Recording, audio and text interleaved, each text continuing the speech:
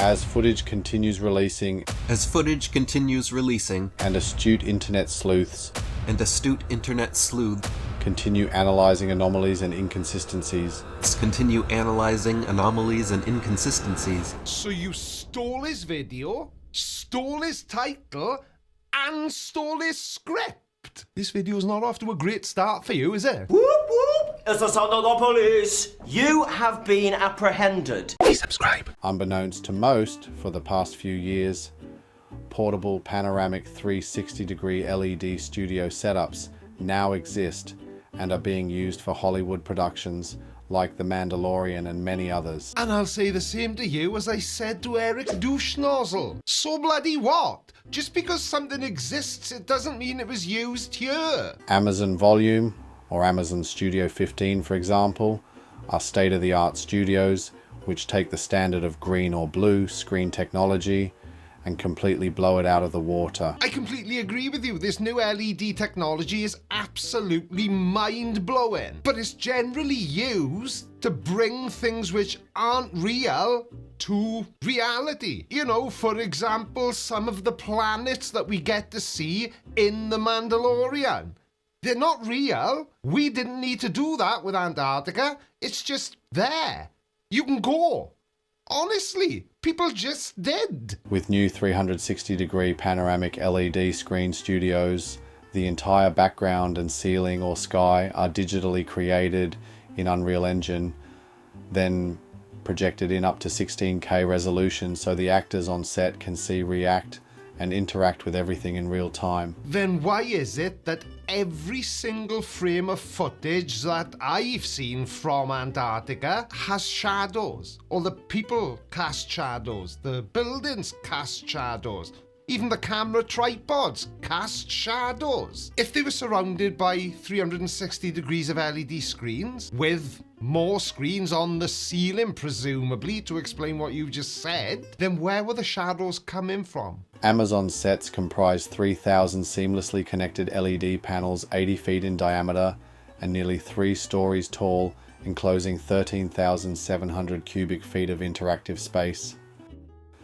Keeping all this in mind, let's review some footage from the final experiment.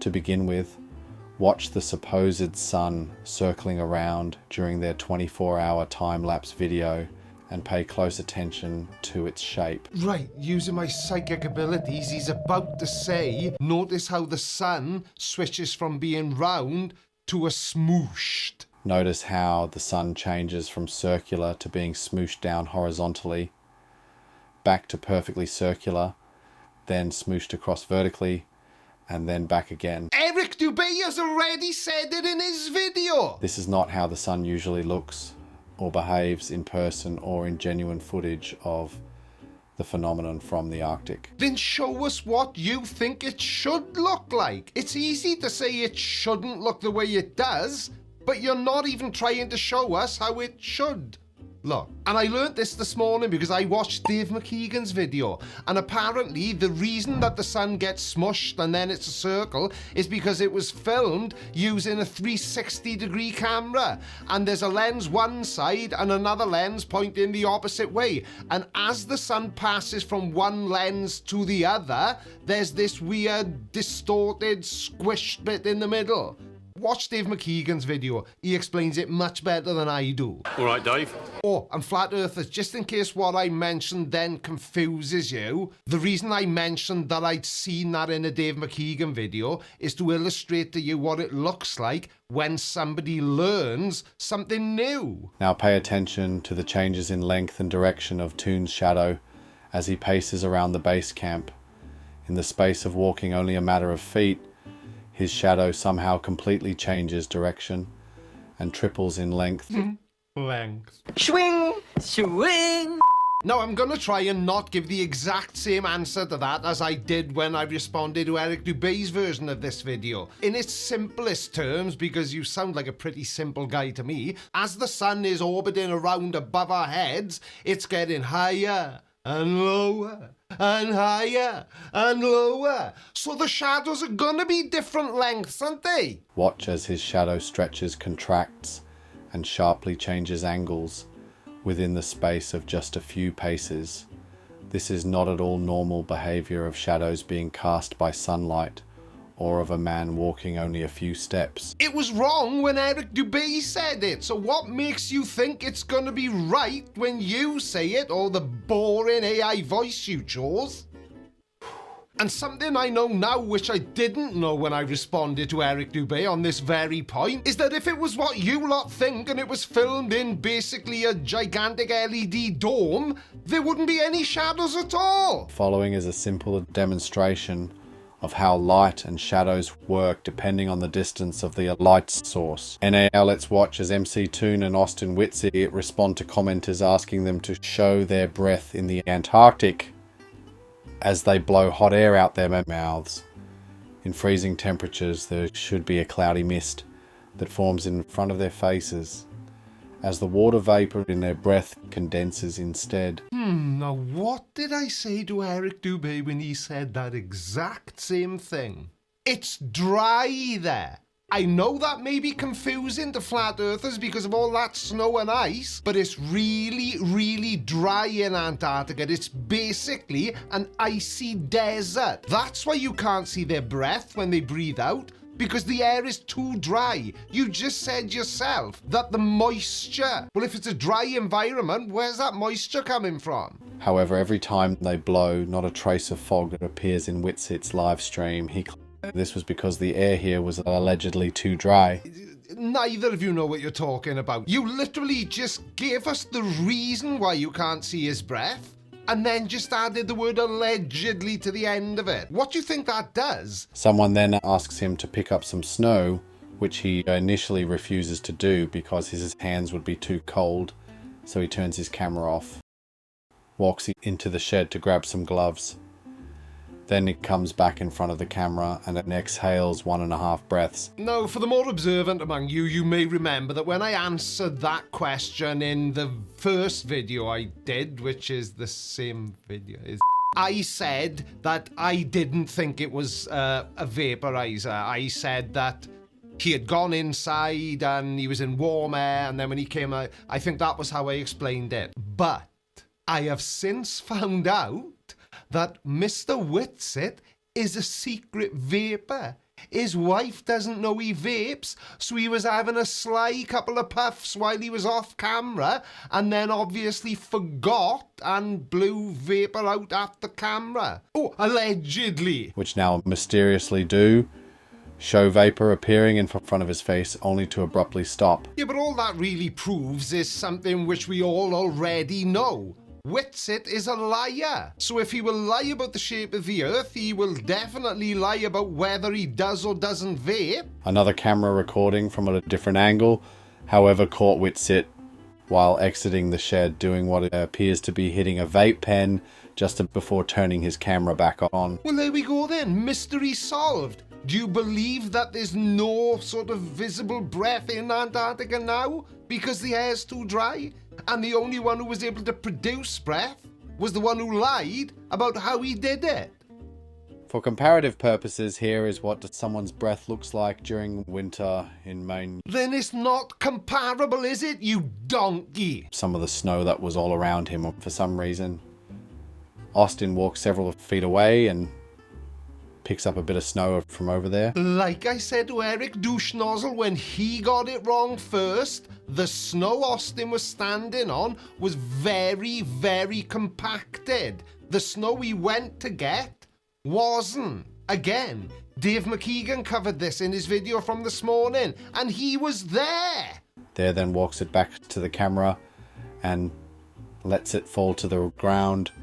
If snow is everywhere, all around him, why did he have to walk way over there to get to some? Do me a little favour, King Nico. Type in, what is the annual snowfall in Antarctica? The Antarctic only gets a few centimetres of snow every year in the interior. Compare that to Canada, well, they get 345 centimetres of snow annually, so...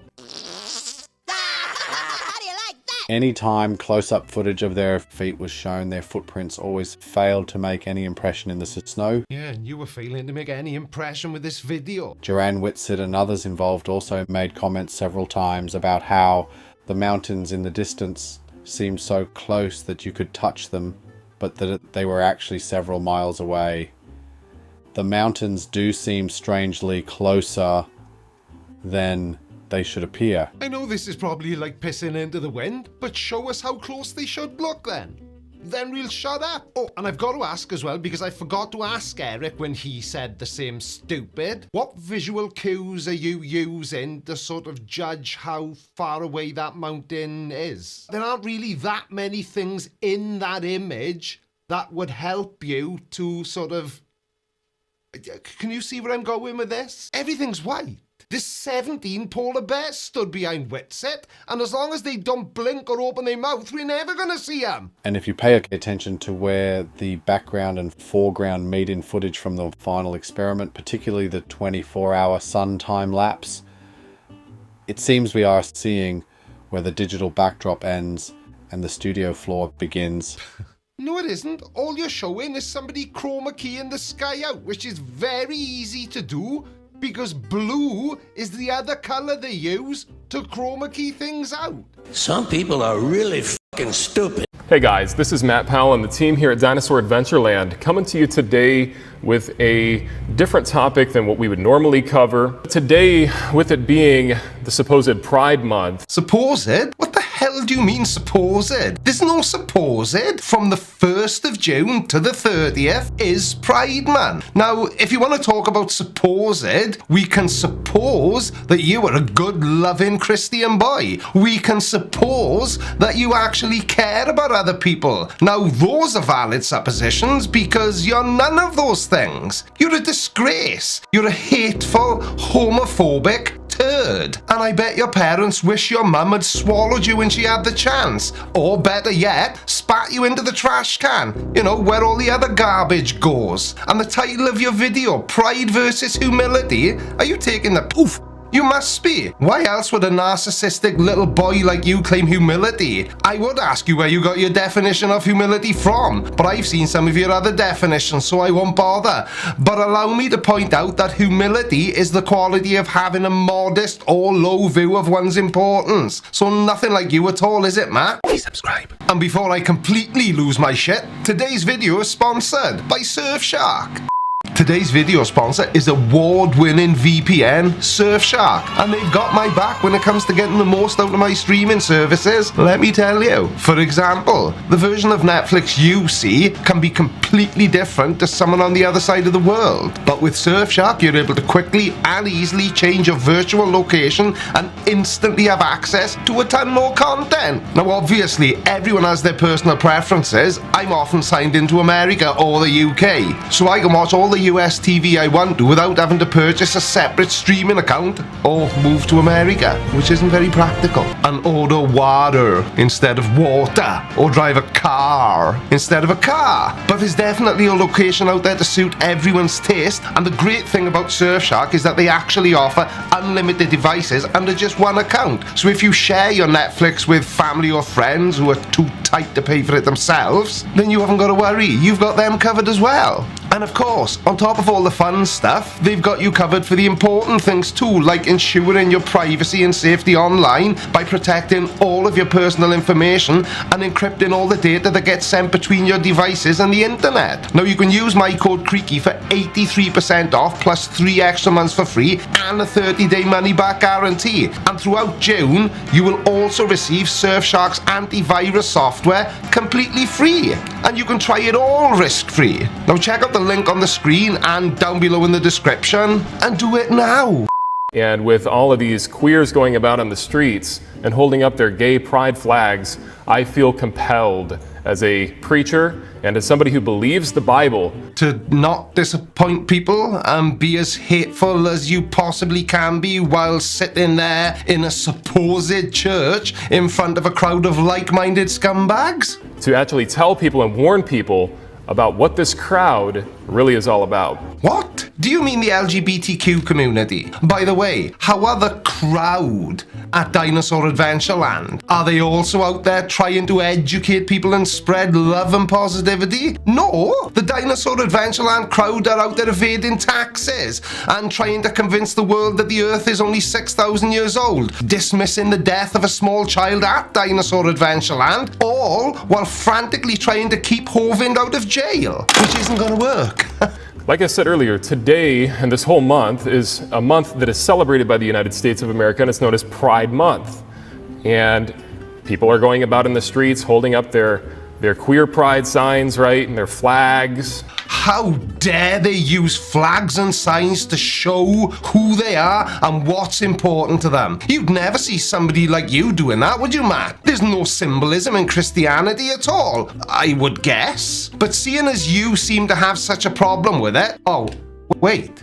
Yes, there is. You've got 2 planks of wood nailed together, a little fish, the crown of thorns, and not to mention the sacrificial lamb. My bad. It's just the way you seem so disgusted that the LGBTQ community use a brightly coloured flag. I thought that young Earth creationists like you didn't use any symbolism because symbols are bad. But here's the thing. Anderson Cooper recently came out. He said, he came out as a homosexual, and he says, I couldn't be any more happy, comfortable with myself, and proud. Are you any of those things, Matt? You know, happy, comfortable, and proud of what you do? Because if you are, it says a lot about the type of man you are. But that being said, so do all your other videos. And whatever you go on to say in this video should come as no surprise to the people that have seen you on my channel before. Videos about you always get lots of views and earn me loads of lovely money, Matt.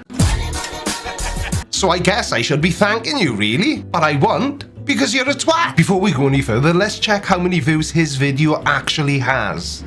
1,076. Well, I'm gonna go out on a limb and guess that this video, the one you're watching now, will get more than that in the first 20 minutes. Actually, if you're seeing this video now, share the shit out of it everywhere. Facebook, Twitter, burn a copy of it to a DVD and give it to your nan. Let's show Powell what a real community looks like and what it can achieve. Let's make sure as many people as possible see what sort of person Matt Powell really is. Do you know what the definition of pride is? Pride, a feeling that you are more important or better than other people. Bloody dictionary are you using over there in Dinosaur Adventureland? Or do you use the Bible for definitions of words as well? You know, like you do for scientific research. Whenever this clown puts a definition in one of his videos, it's almost impossible to find it. Until today. It would seem that this douche canoe uses the Merriam-Webster dictionary. But look at this. Pride from that very same dictionary. And would you believe it? No mention of feeling that you are more important or better than other people. Matt, if you're gonna tell such blatant lies, you should maybe try a little bit harder not to get found out. So what if I got up on the street and I said, I'm better than other people? Do you know what people would do? They'd say, you're a hate monger. That's hateful, that's mean. You know what? When they go around holding up gay pride signs, what they're saying is, I'm better than you. No, they aren't. They're saying, look, I'm LGBTQ and I own it. And don't kid yourself, Matt. You do that all the time. In fact, that's exactly what you're doing now by framing Pride Month the way you are. And you are a hate monger. There's no doubt about that. It's not up for debate. The Bible says that we should esteem others higher than ourselves, and that we ought not think higher of ourselves than we ought. Okay, a lot of oughts in that sentence. So how about this, Matt? You ought to try and practice what you preach. Esteem others higher than ourselves. Do it then, Matt, instead of just saying the Bible says this. If you value the words in the Bible so highly, try listening to them and stop being you. Look, pride and arrogancy is a wicked thing. We should not be proud. The Bible says that we should be humble and have a humble attitude. Ooh, the Bible says. Well, I'm very proud, Matt. Very proud indeed of the amazing community of people I've managed to build around me in the last 3 years. But I'm humble enough to not understand why. The problem with people like you, Matt Powell, is that you read the Bible and claim to live by its teachings, when in reality you just cherry pick the parts that suit your own goals. You're a predator. You go out and actively look for weak-minded individuals that you can coerce into thinking like you and your cult, so that whenever you do anything like this, you can do it surrounded by a crowd of yes men. Why else is the Dinosaur Adventureland recording studio in the church and almost always filmed in front of an audience of nodding dogs? Now, who has ever heard of this coming out of the closet day? I hear about it every single year. October 11th is coming out of the closet day. Do you know what they are admitting when they say they're coming out of a closet? That they're gay and that they're coming out of a dark place, which has been the lie they have been living, usually because they're trying to protect themselves from narrow-minded scumbags like you, Matt. When they say, I'm coming out of the closet, you know what they're admitting? That they're coming out of a very dark place. They're literally admitting to you that they are gross people, that they're disgusting, and that their acts that they do are disgusting. Are they now? You are right about them feeling like they were in a dark place though, and it's as dark as it is because of hateful people like you. Think about that for a minute. Imagine what it would be like for you, Matt, to feel like you had to hide the real you away from the rest of the world. Now, there are a lot of people like me that wish you would, but just for a second, think about the consequences of your words and how they may affect other people. Which I know you won't, because you genuinely don't care about anyone except yourself. What is it the Bible says? Thou shalt love thy neighbour as thyself. Now, a poll commissioned by Pride in London asked more than 1,000 LGBTQ plus people how they felt about discussing their private lives in public. And of those surveyed, 74% said they felt the need to hide their sexual orientation or gender identity. I wonder why that is, Matt. It couldn't possibly be because of hateful little boys like you, could it? And in case you think, well, I think you're just over the you're just up here rattling your cage, Matt. You don't really have any evidence for what you're saying. Okay, type in, we're coming after your children on YouTube. This is the first thing that comes up. Why the hell would a grown man be typing that into YouTube? Anything you want to share with us? Now, before we continue, I have cut about 5 minutes of Matt's waffle out because he was talking about something so abhorrent, I couldn't even bring myself to include it in the videos. So if you do want to see what he was talking about, then check the video on the DAL YouTube channel and look for around the 3-minute mark. I'm not even going to link it. It was that disgusting, but it's the most recent video on there. Anyway, back to Twat Powell. I mean Matt. When two men kiss each other, when we see that, it's the equivalent, scientifically, the reaction that we have is the equivalent of wanting to throw up. So no matter how much they try and normalize it, our gut reaction is to throw up. That's how gross it truly is, folks. Two people showing their affection towards each other is gross, okay? As gross as a guy uploading a video to YouTube explaining why he and his entire organization are homophobic hate preachers that don't care about anyone but themselves and their own agenda, or as gross as Kent Hovind's shirt collection. We need some sort of metric to gauge it by, Matt. The study of nearly 500,000 people closes the door on the debate around the existence of a so-called gay gene. Well done, little Matty Powell. You actually got something right for once. And was that a child I just heard in the background? Please don't tell me that there are people at Dinosaur Adventureland that actually think that this sort of crap is suitable for a child to listen to. The gay gene does not exist. People say it's natural. It's just part of who I am. It's part of, I was born this way. No, you weren't. In fact, PBS and the FBI, the CIA, all did research. And they all spent millions of dollars looking for this gay gene, and they couldn't find it. Because it's not there, because it doesn't exist, because it's not natural. So what? They didn't find a gay gene? Big deal. I wonder if they found a scumbag gene, or did you not volunteer for the test, Matt? But yet on TV, they portray it as natural. They portray it as so wonderful and so great that we can identify with our queer brothers and sisters. Love is love. You know what? Love hates evil. And if God is love, that means God must hate evil. Ah, but which God? Your fake God or the other 2,999 fake gods? To be perfectly honest, Matt, it makes little difference what an imaginary figure likes or dislikes. The real issue here is that there are people like you that think talking this way about other human beings is acceptable. You portray yourself as a loving Christian man and then display everything but. You're a thoroughly horrid example of what can happen to a person when they surround themselves by the sort of people you do. you. And you say, wait a minute, God doesn't hate anybody. Wait a second. I can show you 19 scriptures in the Bible where the Bible specifically says that there's certain people that God has given over to a reprobate mind that God hates. Oh, well, that's nice, isn't it? I thought you said God was love. Isn't hate the opposite of love? And you remember about 15 years ago, 10 years ago, right? They came out and they said, well, we just want to have gay marriage. Remember that? Remember how they said, we want to just be married because we want this commitment. These statistics show that it was never about commitment. In fact, 98% of homosexuals have had sex with more than 50 partners. Oh, silly me. I forgot. Heterosexual men are always completely faithful. And they can't. No straight man has ever cheated on his wife. It's only gay men that do that. And isn't that study a little dated, Matt? 1982? Wasn't that when the AIDS epidemic was in full swing and people like you were mistakenly blaming gay men for it all? Do you not see that the statements you are making are very broad, as well as being completely wrong in most cases? And I'm sure you don't care, but the fact still remains that everything you have said in this video, especially the parts I chose to omit, just show every single person that watches my video just how much of a hateful homophobe you really are. And for what reason? What is it actually going to achieve for you? Will it get you a gold star from Kent? Or just make you feel better about yourself? So are they all about marriage? Are they all about commitment? 28% of homosexual men had sexual relations with over 1,000 partners. Even the world would blush at that. Even normal sleep around type people would blush at that.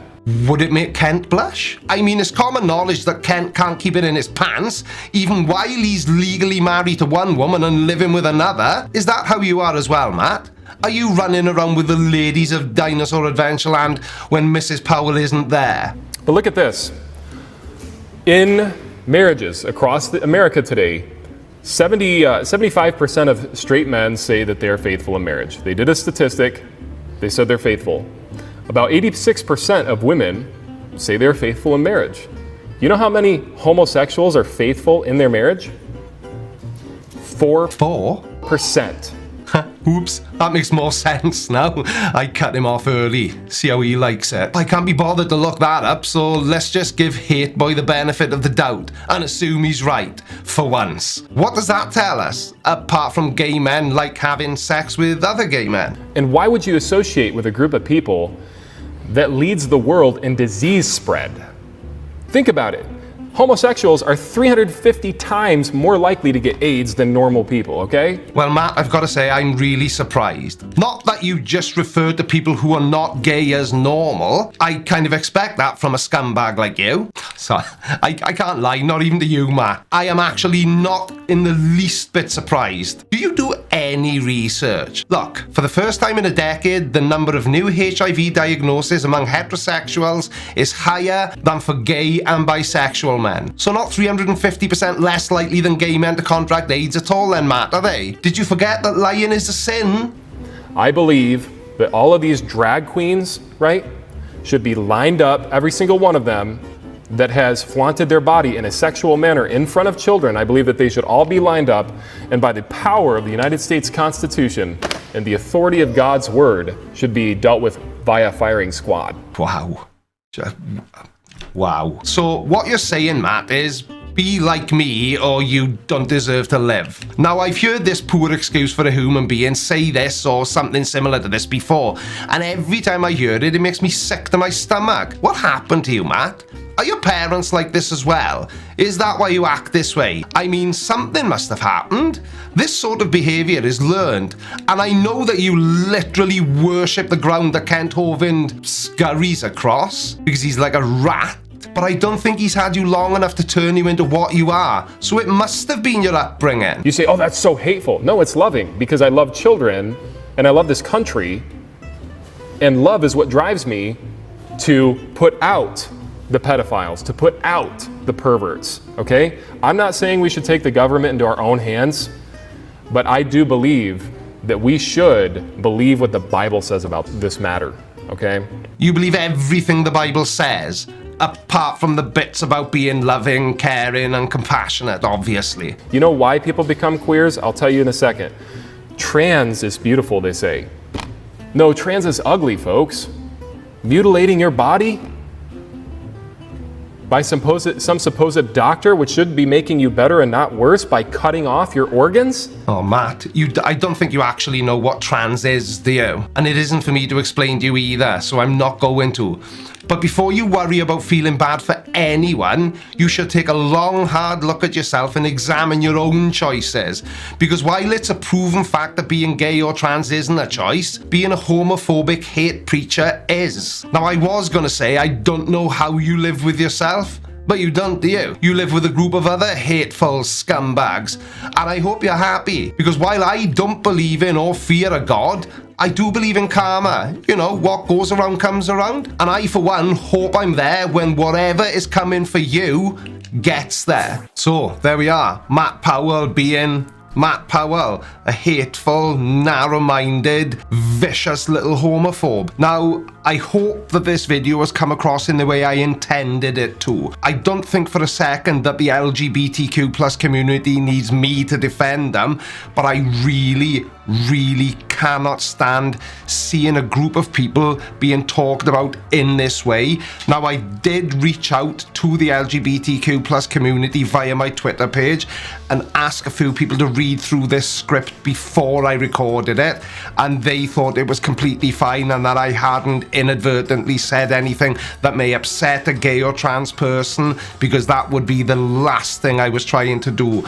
I merely wanted to demonstrate the amount of disdain I have for people like Matt Powell, and I hope you think I did it. Big up yourself. I don't know, because none of it exists. It would seem that the old saying is right, and patience is a virtue after all. We are aware of this whole nonsense that's been going on about this 24-hour sun. And it doesn't really prove anything to a flat earther, because You all ignore any piece of evidence that's presented to you unless it backs up what you already believe. Did I get it right? Please subscribe. I am so excited. CC is finally gonna give his opinion on the final experiment, so let's see what he's got to say, shall we? I'm sure it'll be very smart. if there was a sun that is 24 hours in the sky, I'm not saying there's no light. There is a light there, but that's an alternate source of light. And that, boys and girls, is what's known as having your cake and eating it. Oh man, I love the cake! So there won't be a 24-hour sun, but it will still stay light for 24 hours. Is that pretty much what we're saying, Chris? Well, if you go onto the live feed, it's all edited. If it really did do that, then it would be all over. Well, first of all, how exactly are they editing it if it's a live feed? And secondly, did you just say that if the sun does stay up for 24 hours, then it's all over? To be fair to you, you were 100% right. It will be all over. The flat earth. You and me, we used to be together. You're too late, guys, okay? You're too late. Too late for what? Maybe it might have worked back in 2019 and maybe 2018 or something like that. What would have worked? The final experiment? Chris, the final experiment would work in 1922 or 1969. 2020, it doesn't matter what year it is. From late September to late March, the sun does not set in Antarctica. No, to 2024, you're too late. It's bullshit. You know, most of us, and I'm a big believer in it, and I'm actually trying to prove it, it's very difficult, is the digital world. We all have our own sun, we all have our own stars, we have our own moon. No, we're not doing that again, Chris. So your claim is that there are 8 billion suns and 8 billion moons and God knows how many stars, all individualized for every single person on Earth. When you see the moon reflecting off of the lake and it's popping up at you, and you have somebody standing over there on the opposite side of the lake, they see the moon in a different position than you're looking at it in your position. Okay, so that's as clear as mud. The world we live on is flat, and we have proven it time and time again. That's a testable experiment that you can use anytime you want. Go to the beach. Yeah, but go to the beach for what? Is it to look at the horizon, which is only possible because the Earth is an oblate spheroid? Yeah, nice advice, genius. And somebody said something to me in a comment the other day, and it made my brain kick into overdrive and start thinking about something that is so crucial to the flat Earth that I can't believe I never thought of it before. You do realise that flat isn't a shape, don't you? It's an adjective used to describe the appearance of something. So it's like saying that the Earth is smooth. Explain that one, flat earthers. Why can't you see to China? Or why can't you see to Spain? Okay, well, did you know the air contains 99% water? What? What the f? And I suppose the other 1% is pure imagination. Look, if air were 99% water, we'd be living in a bloody aquarium and my pet goldfish would be leading the charge for world domination. But until we see Nemo on the ballot, I'm gonna stick with the science that says air is mostly nitrogen and oxygen. The percentage of water in air, commonly referred to as humidity, varies depending on the temperature and the location. And on average, the amount of water vapor in the atmosphere is about 1 to 4% by volume. So keep it up, Chris. You're doing a great job. They're desperate. They're desperate. Okay, they're trying to hold on to this ball that doesn't exist, or it's a psyop. And these people have been put into this position. Okay? Who knows what it is? Well, you clearly don't. If you were a god, wouldn't you want the species down here to know that you exist? By putting little Easter eggs around? You know, like, for example, the sun, the moon. Very interesting, Christopher. Now you were referring to the sun and the moon, singular, because God did it. Have you forgotten that you just a few seconds ago said that everybody on Earth had their own individual sun and moon? Where exactly does God fit into that idea? A circle, a perfect circle, which the sun is and the moon is. But a circle is a two-dimensional shape, Chris, so how exactly does that work? Now, I'm going to base this on the assumption that you meant spherical, because that's exactly what the moon and the sun are. So why is it that the sun and the moon are perfect spheres, but the Earth is flat? Now, the stars, I don't know what the hell they are, but they're certainly not in space. Okay, they're lights in the sky. See, now that just sums up flat earthers perfectly. I don't know what shape Earth is, but I know it's not a globe. And next you'll be expecting us to believe that those lights in the sky are just the universe's way of setting the mood for some nighttime selfies. Yeah, stars being massive balls of burning gas millions of miles away sounds a bit far-fetched, but light bulbs screwed into the sky by a cosmic handyman? Totally plausible. We've proven that. We've focused in on these things. Yeah, but can you back up anything you say? Because as far as I'm concerned... You couldn't back up a phone, you cunt. These Hollywood stars, these singers, they turn into freakzoids after 20, 25 years of their career. They just go nuts. Look at McDonough. McDonough? Are you hungry, Chris? And what the hell have singers got to do with anything or songs? Do you even recognize that creature anymore? I don't. That wasn't the Madonna I grew up with. All right, the Madonna I grew up with had blonde hair and she was cute.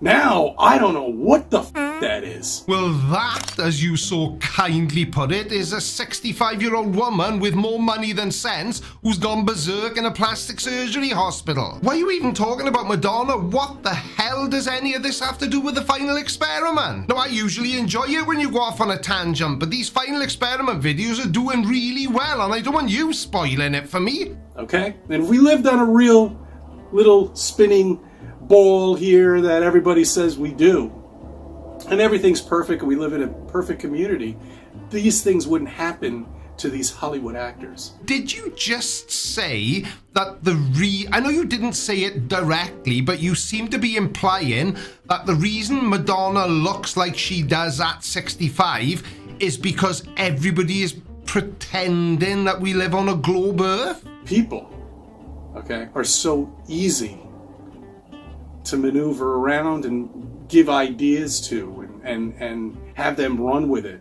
and talk about it.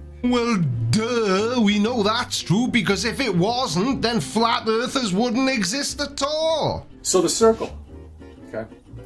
The creator created that for you to understand that he or she, or whoever it may be, exists. That there is an intelligence out there. And that's probably just as well, Chris, because there's certainly no intelligence in any of your content. But with that being said, you wouldn't be the most intelligent man in the room if you got locked in a phone box. The dome. We haven't been able to prove it. Maybe because it doesn't exist? But we're definitely contained with something. I don't know what it looks like, if it's like that, if it's straight. Who knows? We can't get up there. It doesn't matter. But lots of people know, even I know, that we are contained by Earth's atmosphere, which is held in place by gravity. And we'll never be able to get up there. We're not allowed up there. Okay, so how did James May get this footage then from when he was taken up to the edge of space by a fighter pilot? And I may have oversimplified that, but it's amazing. You can literally see the Earth curving through the window of the plane. Don't tell me. Fake. That's probably what the lights are up in the sky. When you put the, night vision goggles on. Did you try that yet, guys? I bet you haven't. I bet you trolls haven't done one thing. Have you? Because all you do in your videos, Chris, is say that's not real or that's fake, but you never provide any evidence for an alternative. And to answer your question, no, I've never stared up at the night sky through night vision goggles. I mean, why would I? In fact, why would anybody? What exactly would we gain by viewing stars through night vision goggles? Nothing except chatter. Chatter about bullshit. Nonsense.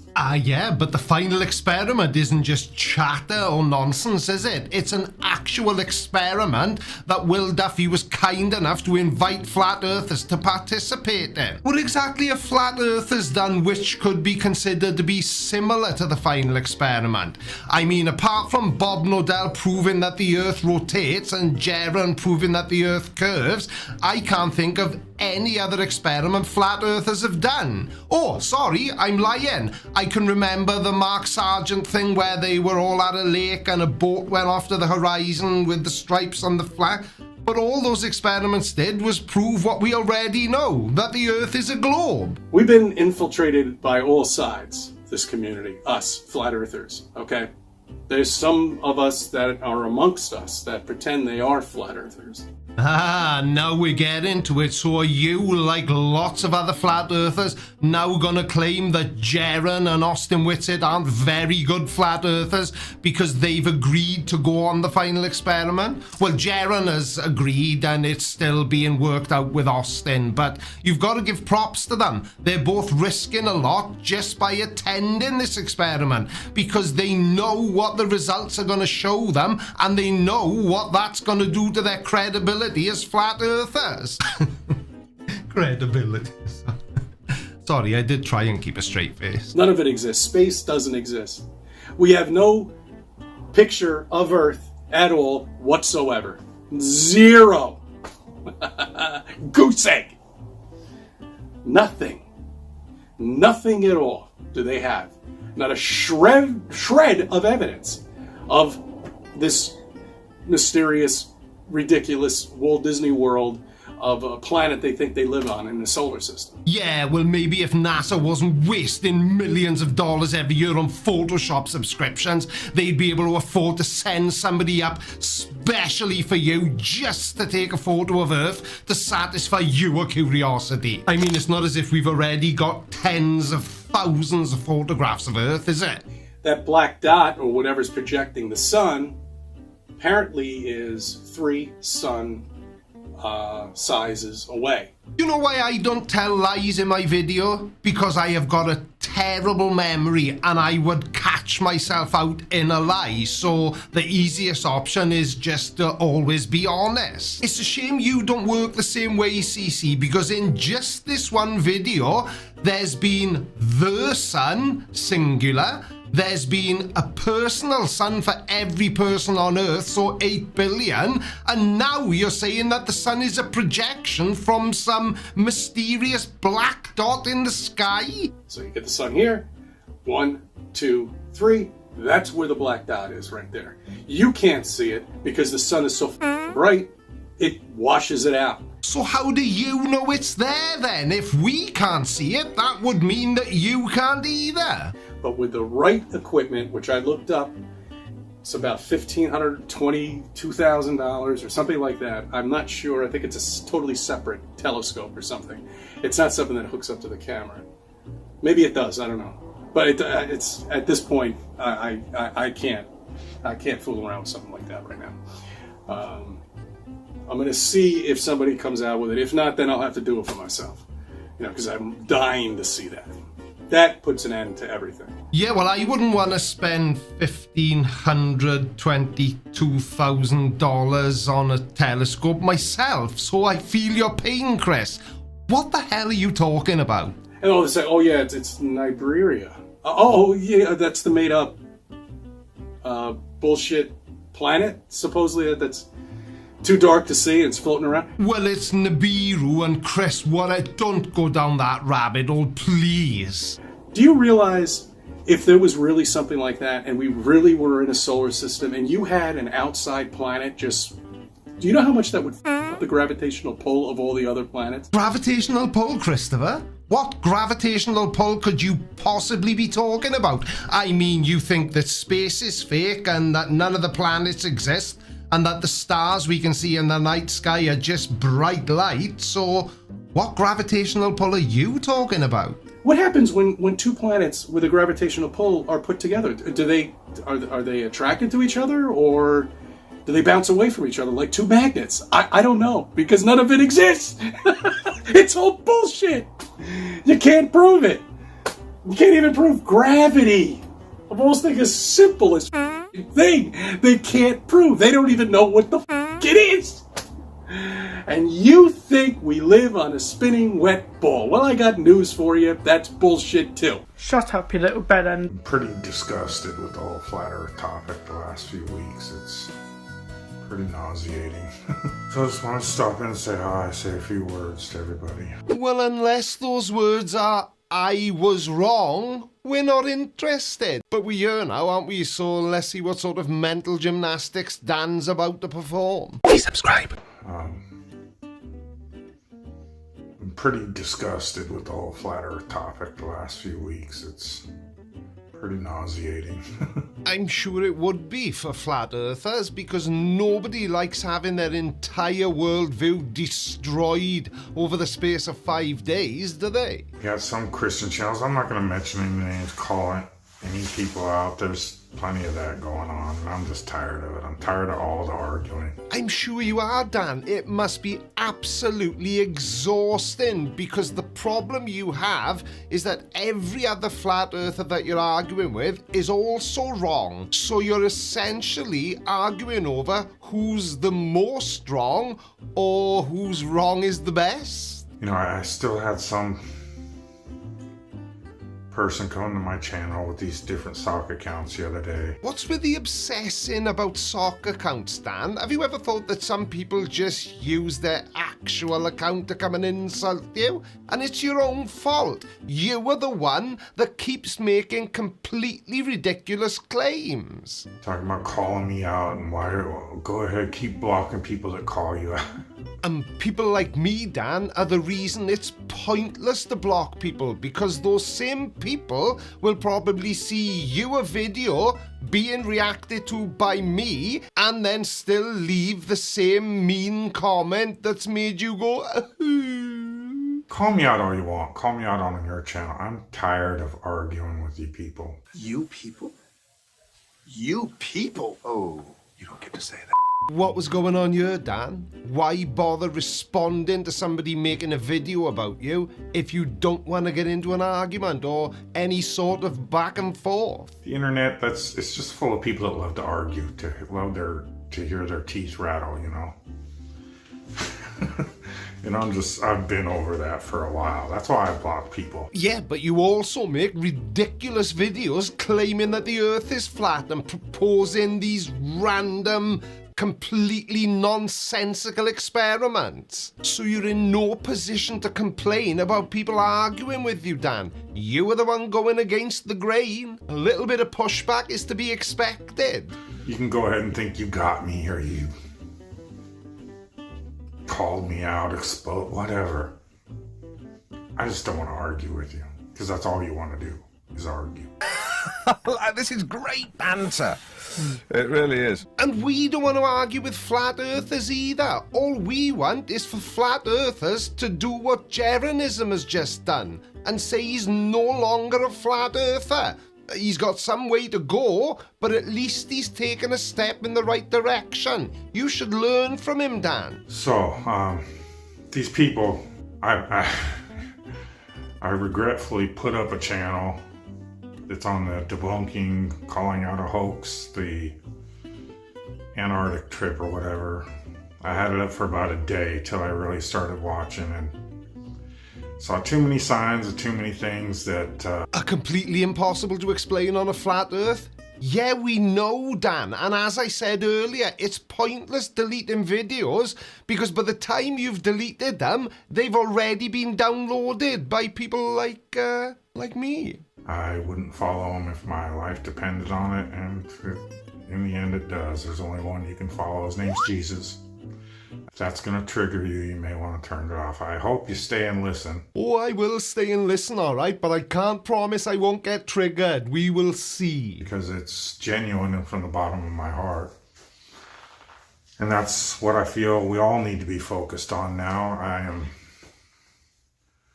heartbroken and terrified for those that have been in the flat earth topic and haven't yet found Jesus out of it. Because without that, flat earth has done you absolutely no good. Duh. Religion. But these people calling the hoax on the evidence you are bringing is the weakest I think I could see. It is overwhelmingly underwhelming, this evidence you're bringing that it was a hoax. Hang on a second. Is it just me, or does that sound like Dan is maybe starting to break? Because I think he's saying that the evidence flat earthers are providing to prove that the final experiment was a hoax is pathetic and weak, or whatever the term was he used. The weakest, overwhelmingly underwhelming, this evidence you're bringing that it was a hoax. Interesting. You know, I don't know. Maybe people are limiting God and think that they couldn't have their biblical model and somehow he couldn't produce a 24-hour sun in Antarctica. So it has to be a hoax. I don't know. Definitely sounds like Dan is disagreeing with the flat earthers. Because if some flat earthers are now saying that the 24-hour Antarctic sun has to be a hoax because it was never mentioned in the Bible, then, well, I probably can confidently say I've heard everything now. You kind of caught me off guard here, okay? And on the other side, even in the flat earth side, there are people rejoicing and celebrating that the biblical, round earth model has been quote unquote debunked. Anything but. You hear that? He said it again. Has it debunked the globe? Anything but. But, on warm toast. It's just, go to Job 38 and realize, people, none of us are ever going to know how everything works. So, carrying on from that, Dan, why is it that flat earthers always claim to know just about everything you ask them? That's where faith comes into the situation. So, I have faith that it works how it's supposed to and how he created it. Having fun? And if that was all you ever said, then probably nobody would ever make videos about you, because it's fine to believe anything you choose. But people like you have to take it that one step further and add the flat earth to it, which is nothing more than a misunderstanding of what it says in the Bible. I know enough to recognize we're not moving. Ah, there we go, panic over he's clearly still a flat earther. Dan, have you ever been on an aeroplane? doesn't really feel like you're moving, does it, once you're at cruising altitude? We are moving with the Earth. That's why we don't feel it. And, that's the other thing. I was getting into it. I went on to a smaller channel, had a discussion about this upward vector with these people, and they are as dogmatic as the globe people anymore. And it's just, don't come to me with your arguments. I don't give a crap. I don't care. You're wrong,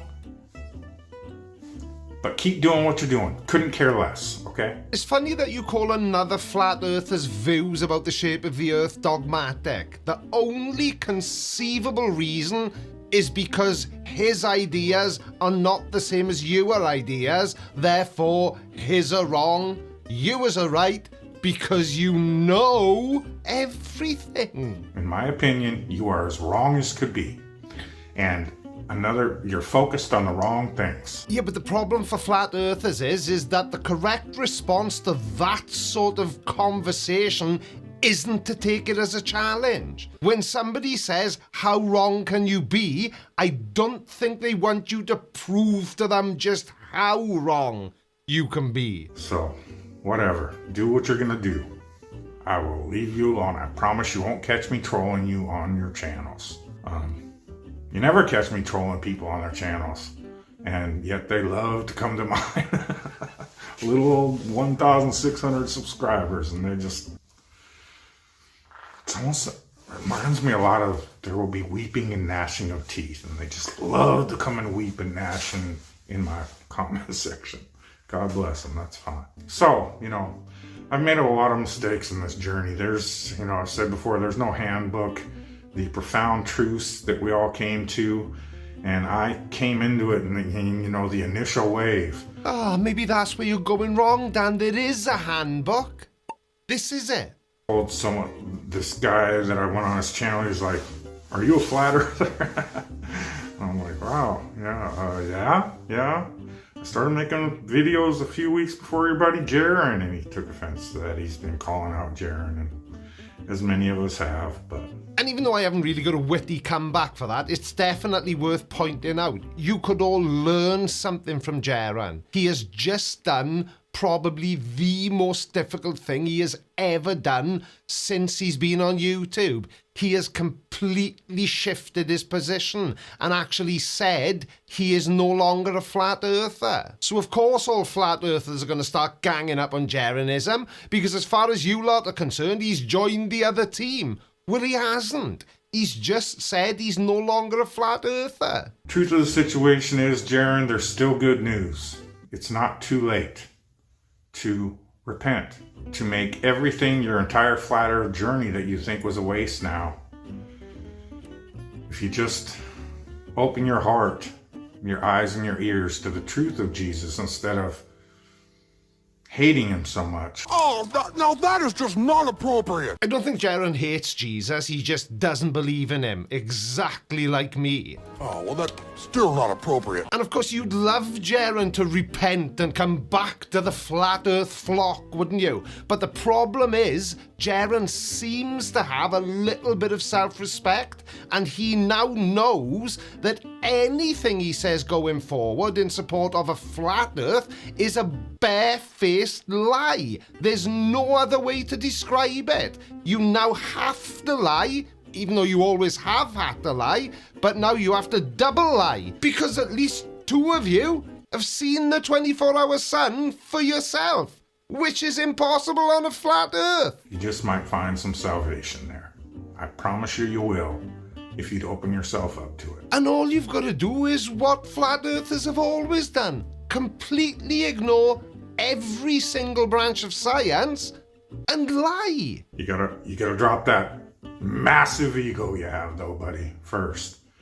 But, Well, I haven't made enough content about Jaron to know whether he does or doesn't have an inflated ego, but from what I can tell about you, Dan, you most definitely do.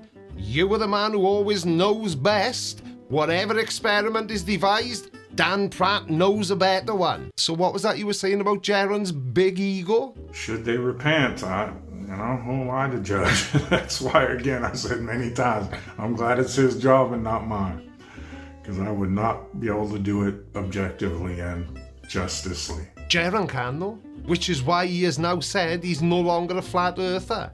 That's what being objective means. He went to examine a claim, and that claim came to be exactly as predicted. And we've all, if you've been in the flat earth and talking it on YouTube, you've experienced a lot of trials and tribulations, let me tell you. And actually, let's see, what's today, Monday? Or now it's Tuesday, I guess. Yeah, tomorrow, the 15th, will be 10th year anniversary of my first video on YouTube. 10 years. I'm relatively new, what has been 8 years, but while still investigating the flat earth, trying to get that truth out, you know, it's hard to. And again, I said, I've 8 years reading the Bible doesn't make me any kind of preacher, and so I don't want to be a preacher out there. I do want to tell people the best thing you can do is find Jesus, especially in the times that are coming. So no point, Dan. Nobody's going to believe you. Think about it like this. How long did you say you'd been a flat earther for? 10 years. How many people believe you when you say the earth is flat? And I'm talking about normal people, not other flat earthers. Don't believe me now, but just keep my voice, this little voice in your head. No problem. I don't believe you now. I never believed you. Ever. So anyways, I just kind of wanted to come out and say hi to y'all. Let you know where I'm at, and that's just bitching, complaining, and throwing your toys out of your pram because nobody will believe you when you tell them that the earth is flat. Oh dear, it seems like somebody's upset, CC. And I see that people have been f***ing around, once again, at the expense of me. Wonder who he's talking about. It couldn't possibly be me. I don't think so. What? You were the ones that keep watching them and sending them to me? Please subscribe. Uploading my videos, turning my words into things you didn't mean? Well, I wouldn't dream of doing something so childish. I was in the car, standing still in a parking lot, and I felt dick. Yeah, we've got parking lots like that in the UK as well. Okay, well, I wouldn't dream of doing something so childish too frequently. But the truth is that we are stationary. Then I will say to you the same thing I say to every other flat earther. Prove it then. We're flat, we're covered with a dome, and there's nothing anybody can do about it. And we didn't make this.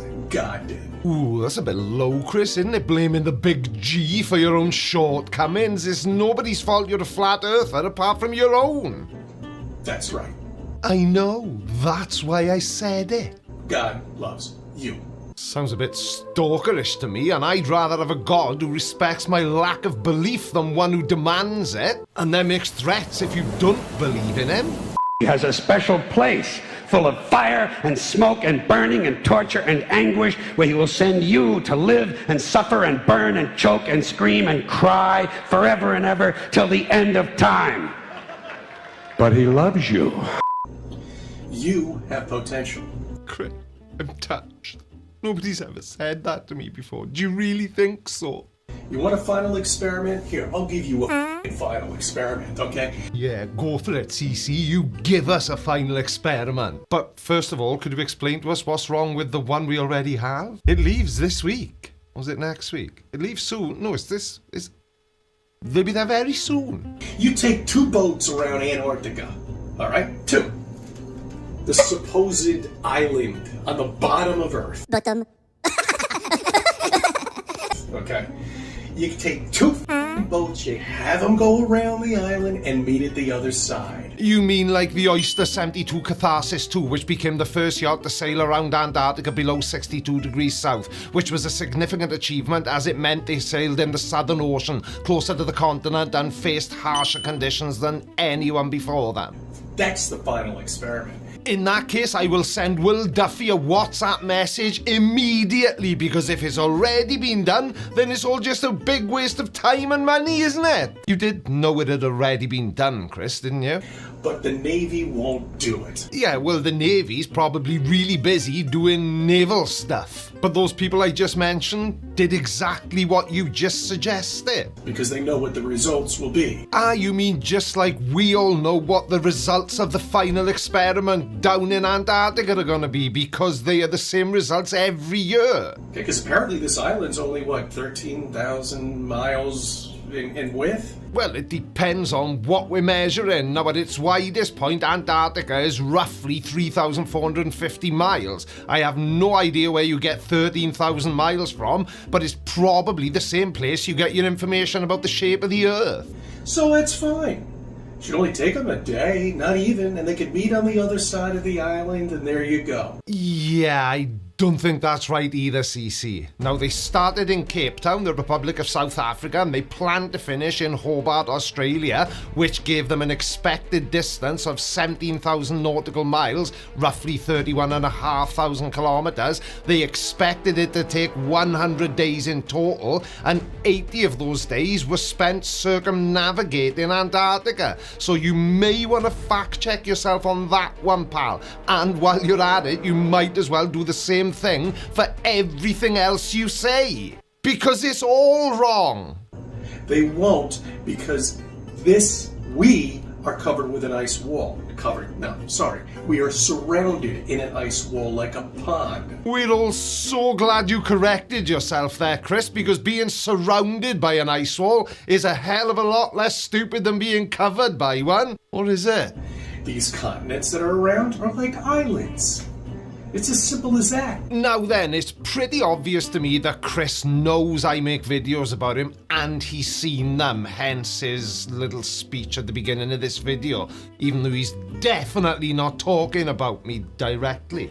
But just in case he was mentioning me and he's gonna get to see this video, hi Chris, thanks for all your help with the channel. And also, I've asked so many flat earthers this question in videos and none of them ever answer. Why do you say that there's an ice wall surrounding the... Well, not why, we all know why, but have none of you ever thought of the fact that ice floats in water? So it wouldn't even be useful for holding in the world's oceans if it ever turned out by some bizarre twist of... If it ever turned out the Earth was flat, it's not going to help you, is it? So let me know in the comments below, Chris. I'm waiting with bated breath. It's simple. Simple to understand. There is no space. NASA has been bullshitting your taxpayers' money. Now, this is definitely rhetorical. What sort of moron thinks that space doesn't exist? I've said this so many times. If by some miracle it turned out that the Earth was flat, even a flat Earth would still need space, because without space, there wouldn't be anywhere for even a flat Earth to be. Not to mention the number of people who are actually in space working right now, but I suppose they're all just liars. From the beginning. From 1958, they've been freaking taking all your money, $90 million a day, for nothing. Ah yes, but you must mean apart from wireless headsets, memory foam, infrared ear thermometers, water filters, cordless vacuum cleaners, freeze-dried food, improved baby formula, camera phones, you know, like the one you're using now, and CAT scans, which you so clearly need. And it's also worth pointing out that NASA's budget for 2024 is $24.9 billion, or 0.36% of the total US budget for this year. That didn't come across as sarcastic at all, did it? I can't tell anymore. You're never going to the moon. You're never going back. Every time they say they're going, a problem always happens. Think about that. People do think about it. All the time. Chris, you do understand that going to the moon isn't the same as jumping in your car, filling up with petrol in Wawa, and then driving along to the turnpike. It's a little bit more tricky to get to the moon. Think! Ooh, don't you just love angry CC? How can people still believe that we live on this ridiculous Walt Disney World spinning wet ball? Maybe it's the thousands of years of evidence and the predictions we're able to make based on what we know about the shape of the planet we live on. I don't understand it. I just don't understand. Yeah, well, thanks for bringing us up to speed, Captain Obvious. Yeah, we can see you don't understand. This is like, these people are NPCs as far as I'm concerned. Really? So you think Free Guy is a documentary then? There's no easy way to say this. This world, it's a video game. You're not real. If they can't see what's in their face and they're fighting against you, trying to hold on to something that they don't even understand.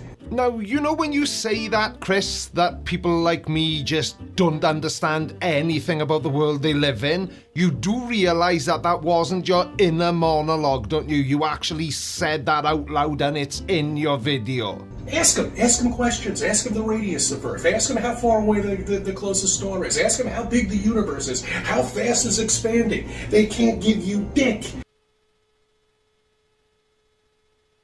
Don't worry, I'm not going to do the same joke again.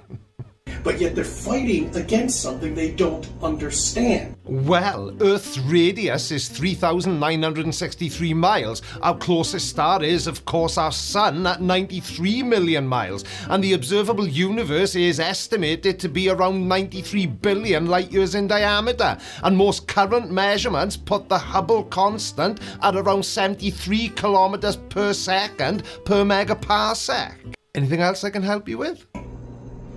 I mean, that's like fighting against, it's like fighting against a car dealer, not understanding the mechanics of the vehicle, and you're fighting against it. But it's not though, is it? Because to be a vehicle mechanic takes years of training and experience to make you a really good mechanic. But as far as information about the universe, Earth, stars, the sun, whatever you want to choose, we can read about it right now. So if it takes me 10 minutes to read an article explaining why the sun is what it is, then it's taken me 10 minutes to learn that new piece of information. You should try it, Chris. It's awesome. It doesn't make any sense at all to me. Why they just don't stop and ask critical questions. Because the questions most flat earthers put to us, which they seem to think are critical, have usually been answered thousands of years ago. And the big one there would be the shape of the earth. We've known for thousands and thousands of years that it's a globe. Get over it, flat earthers, and grow up. Asking questions like, why I feel no movement. Well, round of applause to CC for proving to us once and for all that the old saying, you know, the one about there's no such thing as a stupid question, well, that's a load of old crap, isn't it? Clearly. Because they are the only questions flat earthers ask. How could a star's light travel trillions of miles away and we can still see it? You underestimate light's commitment, Chris. These photons are determined little buggers. They've been travelling for millennia just to reach our eyeballs here on Earth. When meanwhile you can take a flashlight and go down 4 blocks and it disappears and you can't see it anymore.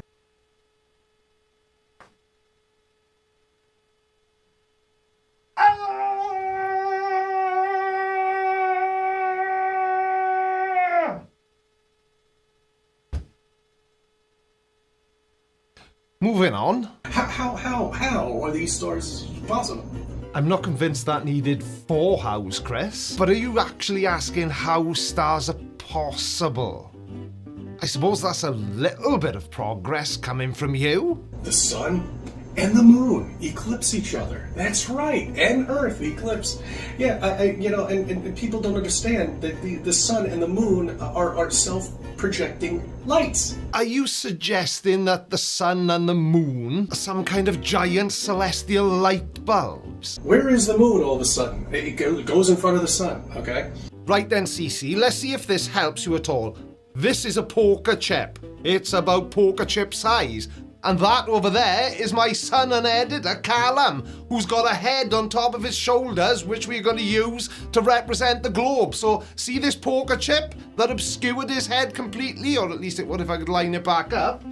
It's nowhere near as big as his head! That's a solar eclipse. Well, no, it was just me holding this poker chip in front of my son's head to show you that even though the moon is a hell of a lot smaller than the sun, it can obscure it because of the distance between the two. The sun eclipses itself. All of a sudden the moon just disappears too after the eclipse is done. Where is the moon gone? The moon does whatever the f*** it wants to do. I know, the moon be crazy. At this point. Comes up for 14 hours a day sometimes, and then just disappears, comes up over there the next day, comes up anywhere it wants. No, it doesn't. The moon does what we are able to predict it does, because we know so much about it. Now, it may seem random to flat earthers, but tough, it isn't. The moon has a very predictable orbit. These are self-projecting objects up there. You can't land on them. I hope we're still talking about the moon, Chris, because if we're not, as much as it would stick in my throat, I would have to agree with you. Yeah, we can't land on the sun. What happens if they went in winter when the sun is cold? You could one day be an astronaut. You'll be able to walk on the sky. Yeah, that famous astronaut activity, walking on the skies. Chris, I think you may need to go and have a lay down, pal. Boom. Roasted. I should be so lucky, lucky, lucky, lucky. So, what have I missed then? When I grew up, the solar system was stationary. Alright, honey, come on. The sun was standing. Why don't you stop this bullshit?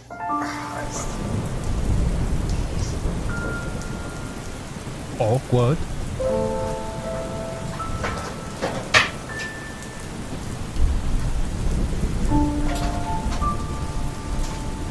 Give me like 5 minutes. No, you've had it all morning. I'm just breathing and I'm hungry. Well, that explains why CC always films his videos from the safety of his car.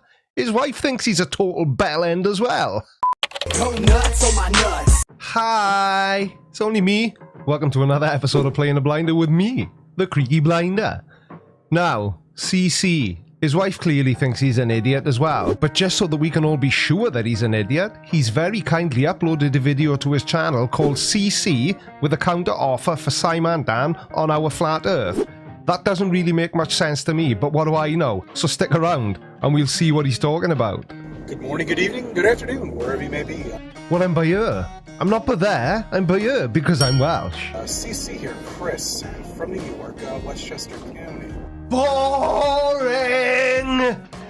Get on with it, man. It's February 29th, 2020. Nobody cares, just get to the point! You don't mind if I shake off a couple of trolls, do you? Well, actually, I don't mind at all, Christopher, you bargain basement Richard Gere wannabe look-alike. Because I'm getting sick and tired of them leaving comments on my channel. Yes, I'll be more than happy to go on with Sidan. Sidan? Who has taken the liberty of uploading my videos and giving me his beliefs about my videos and his feedback. And I appreciate that. Although I don't appreciate all the trolls that are followed after him, which only last about 7 or 8 days and they disappear. Now, in the interest of fairness, and I completely disagree with other people trolling other people's channels, you should definitely not go over to CC's channel and leave him some lovely, lovely comments. Anyway, I'm glad to get the feedback. Wish I had 100 more of them. Oh, well, maybe you should then. Anyway, my point is, yes, I would be more than happy to talk to Sidan. Provided we go live. And not on videotape footage. Videotape? Chris, you do realize this is 2020 and not not back when we used to have videotape. It's all digital now. It's amazing. There's a thing called YouTube. It's awesome. There's tons of videos on there. There's even some about flat earth, believe it or not. I know, crazy, right? And who the hell is this Sidan? I don't know him, I'm not familiar. Now I know somebody called Simon Dan. Is it the same person? Not pre-scripted. Live would be what I will do with Sidan. Live footage. You mean live like the footage from the ISS, which all flat earthers still call bullshit on? Live like that? So it doesn't really matter, Chris, does it? Because either way, you're going to claim victory and say that somehow Simon Dan, because I know you know his name is Simon Dan, because it says it in the title of your video. And before all you little flat earth losers jump down to my comment section and call me a Simon Dan fanboy. Oh look, the Creaky Blinder is a Simon Dan fanboy. Get your nose out of Dan's butt. No, that's not it at all. But when I put Simon Dan's name in my video title, I get loads more views.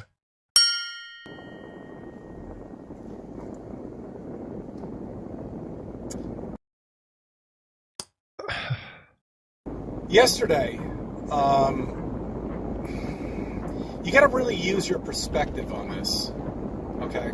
This is... It's easy to explain, you know, but yet you have to understand where I'm coming from with this. Well, okay, but I can't make any promises, but I do always try to keep an open mind, so go on. The sun is a lot closer than you think. Oh. Okay? A lot closer. But it's really weird because you're not going to be able to really understand what I'm talking about until you get... A bump on the head? Led down a gigantic rabbit hole by YouTube videos about flat Earth? On a flat, level ground. You do realise that it's possible to have a flat surface that isn't level, don't you? Flatness is the measure of the surface variation over the entire length of an object, and being level is just the elimination of any height difference between two ends of an object. Just saying. And really look at the sun. No, don't do that. Definitely don't look at the sun. We've covered that in a previous video. Don't. I think it's a lot closer than I thought. Oh god, go on then. How close is it, Chris? Initially I thought maybe it was 100, maybe 200 miles up there, but I think it's a hell of a lot closer than that. Would you stop this bullshit?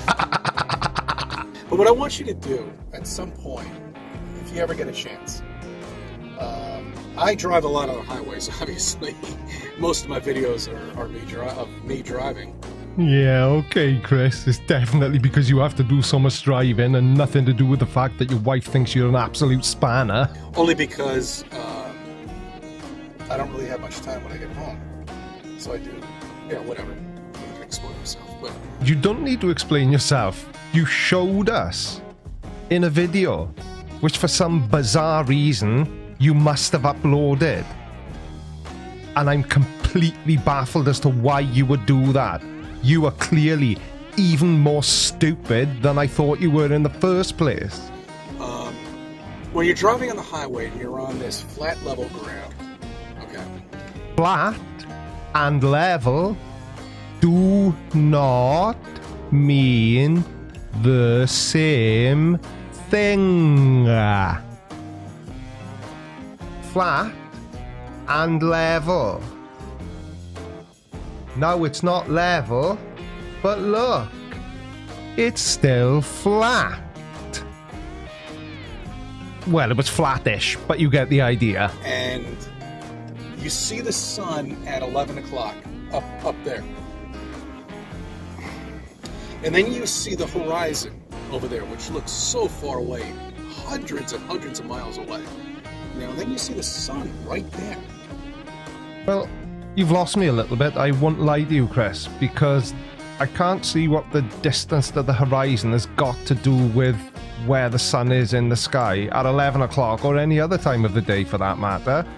But the average man of 6 foot tall would see the horizon at approximately 3 miles away, so I'm not really sure where you're going with this. Your perspective just doesn't make any sense when this goes down. Perspective doesn't make any sense when this goes down. But saying that you think the sun may be closer than 100 miles above the surface of the Earth does make sense. It just goes away. I mean, that's what it's doing. It's so obvious when you look at the sun. Obvious to you, maybe. Obvious to the average person, absolutely not. Now, I am on record many times as saying that I really don't think any of these flat earthers actually believe that the earth is flat.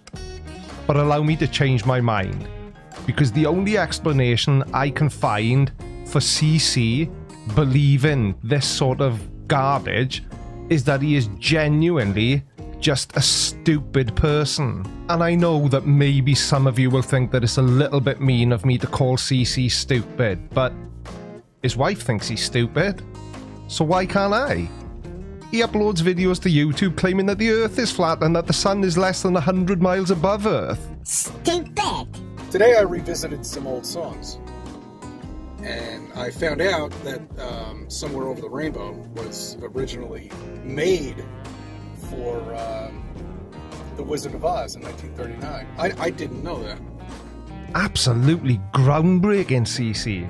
Why are we talking about Somewhere Over the Rainbow from The Wizard of Oz? What's that got to do with the price of fish? I hope you lot are grateful. I just had to listen to this muppet waffle on for 5 minutes about Hollywood and nobody who's actually talented will become famous and Somewhere Over the Rainbow and blah blah blah. So let's hope that he gets back on topic right now. So if you get a chance, try that experiment with me, okay?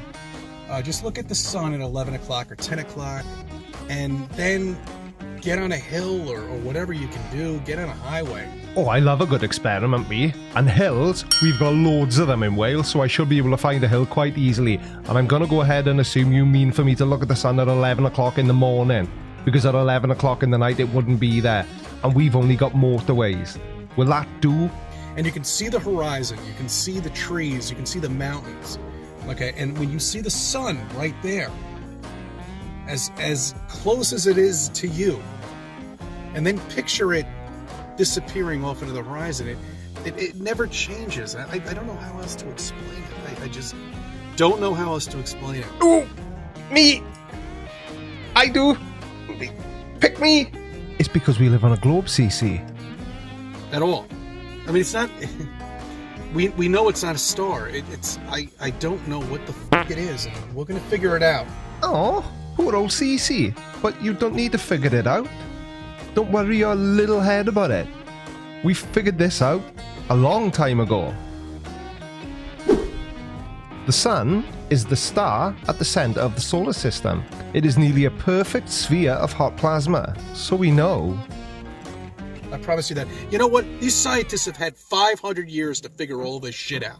So you mean what scientists took 500 years to figure out, I was just able to find out in about 3 seconds? Go me. 450 years, actually. 480 years to figure all of this shit out. And what did they do? What have they done? Dick. Fed us with lies. Okay? That's all they've that's all they've done is fed us with lies. Ooh, calm down. We've been doing this now for, well, over 5 years. Myself, making videos 3 years, but, you know, about 4 years, maybe a little shy of that, but whatever.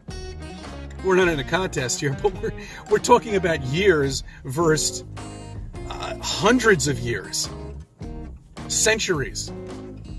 And we're just starting this right now. So you can imagine how much we're going to unravel. We're at the beginning. We're at the beginning of Flat Earth. So you've been making Flat Earth videos for 3 years, and you think that in, we'll say, another 5 years, you will have completely blown apart all the scientific discoveries from the last 500 to 1,000 years? Wow. I mean, there's so much more, but I mean, right now, we're at the beginning stages of Flat Earth. We've got the cameras. We have all the technology to do this. And yet you've still not been able to come up with a single shred of evidence that supports the argument that the Earth is flat. Let's stick together, guys. Yeah, let's stick together, guys. Let's get this done. Let's get what 480 years of complete science has taught us is bullshit. Let's get it. Let's put it to an end in the next couple of years. and show people that the Earth really is flat. Well, Christopher, on a serious note, allow me to be the first one to say good luck with that. That we're covered with a dome, okay? That we're stationary, we're not moving. No more of these stupid, ridiculous tests that don't seem to work. Do you mean those stupid, ridiculous tests that every time a flat earther does them just shows that we do in fact live on a globe? Are those the tests you mean? People need hard facts. Of course they do. That's what we've been brought up with. Pictures. Nonsense. Well, allow me to throw this out there, Christopher, while we're on the subject of pictures, because we've got thousands of pictures of the Earth, some live from the ISS, some from the Himawari 8 satellite, which are taken in real time. But of course, they're not real, they're just fake. Where are all your pictures of flat Earth? Because if it's really flat, surely somebody would have been able to get up high enough to take a picture of it by now with the technological age we live in, obviously. And also, if you wanted to be really devious, you could always fake them, like you think we do. Why has no flat earther done that yet? For the rest of us who have woken up within ourselves, that's different. Okay, we're a different type of people. I guess maybe we're leaders.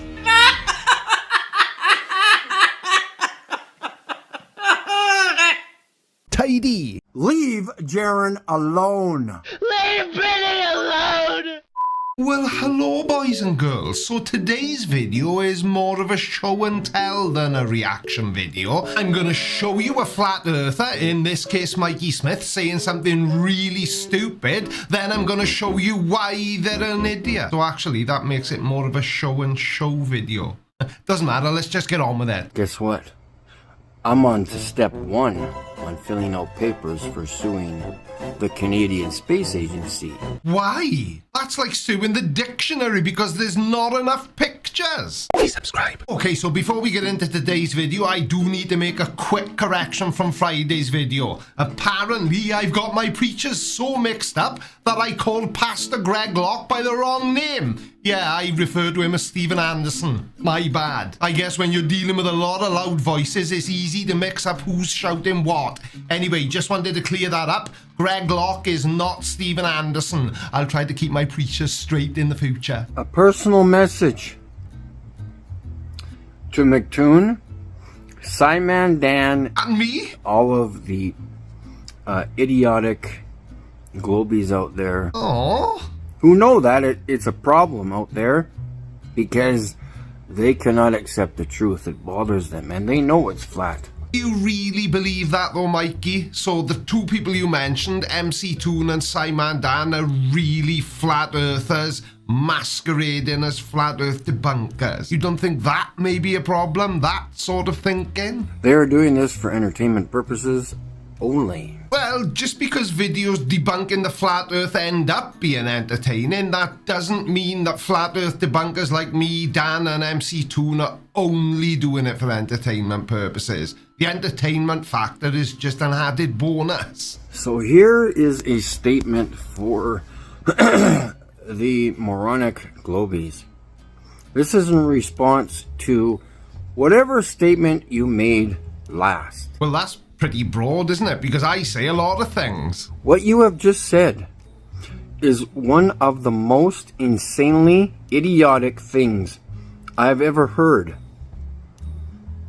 At no point in your rambling, incoherent response were even close to anything that can be considered a rational thought.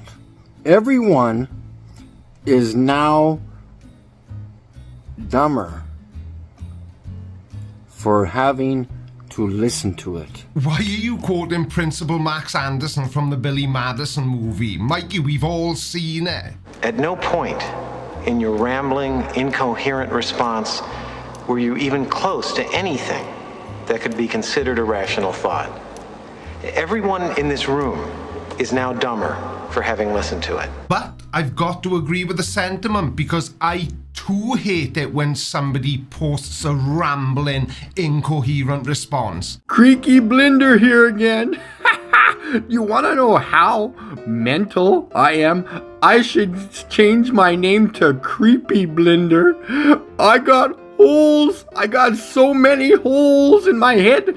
They're popping out my ears. Yeah, there's nothing worse than a rambling, incoherent response, is there, Mikey? Anyway, you said something about suing the Canadian Space Agency? Guess what?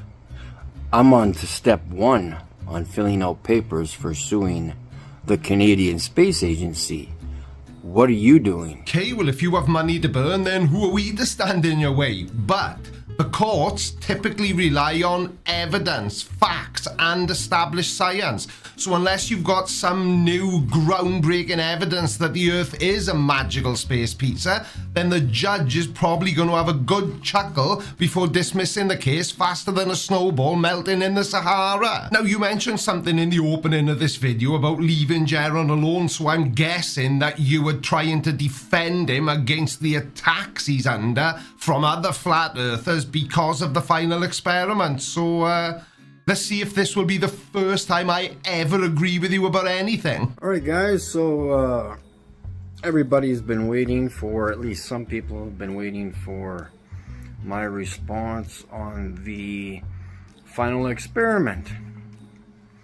And yeah, I'm going to make my own judgment on one person, not letting other people make my own decision for me. Yeah, but you shouldn't be making any sort of judgment. What you should be doing is looking at the final experiment as the huge opportunity it is. Who knows, maybe flat earthers will finally get to prove us wrong. And people are misunderstanding Jaron. Because why? They're watching, again, like I've said, other people's content that are doing other people's content. I'm not sure you needed to say other people's content twice, but I get what you're saying. People are focusing more on what other flat earthers are saying about Jaron and the final experiment than they are on what Jaron himself is saying. Because I've been nothing but supportive. I think what Jaron is willing to do is absolutely amazing. Jaron is a flat earther. He has been for 9 years. He is going there, probably not, because he assumes that it could be cancelled. Because they are afraid. Flat earthers hoping that the final experiment will be cancelled isn't the same as the final experiment actually being cancelled. It's not gonna be. And I think you'll find it's only flat earthers who are afraid of the final experiment, because everyone else in the world, the other 99% of people, all agree that there will be a 24-hour sun in Antarctica, and Jaron has agreed to go and see for himself because he is a flat earther, and he's also a flat earther who is confident in his beliefs. Are they wrong? Yeah, of course they are. The earth isn't flat, but at least he's willing to go and see for himself. He is telling you the honest truth.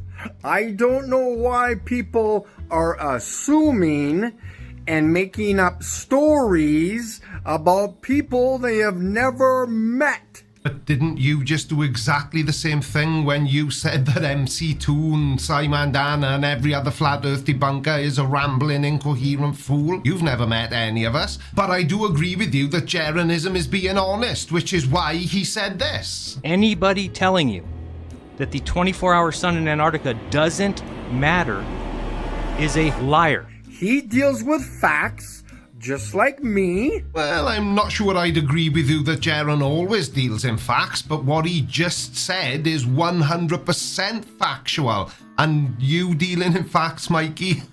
No, not so much. That's why he gets upset right now, and I get upset. I will speak the way I speak. You can speak your way. You will not control me, whether you know me or not. Because guess what? I'm a real virus. I'm coming for the government. And I bet they're quaking in their boots, Mikey.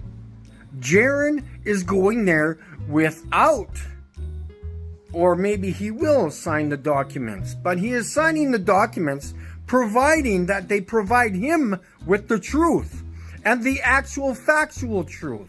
And when Jaron goes down to Antarctica, he is going to be inundated with the actual factual truth, Mikey. But sadly, like when you visit any other continent in the world, he is going to have to sign the documentation ahead of time or they won't let him in. And no, it's not because there's some secret conspiracy or organization preventing that from happening. That's just how it works when you visit a country you're not from. For those of you who go off on little clouds in the sky, maybe they're on the other side of the firmament too. Who knows where the hell clouds are now? And even the sun, just like Jaron said, maybe there's 400 suns. Yeah, saying there's 400 suns is really sensible, Mike, isn't it? And what about those fluffy white things we've all flown through every single time we've been on an aeroplane? Are they like special clouds that get let into the dome, or are they different clouds? Maybe people want to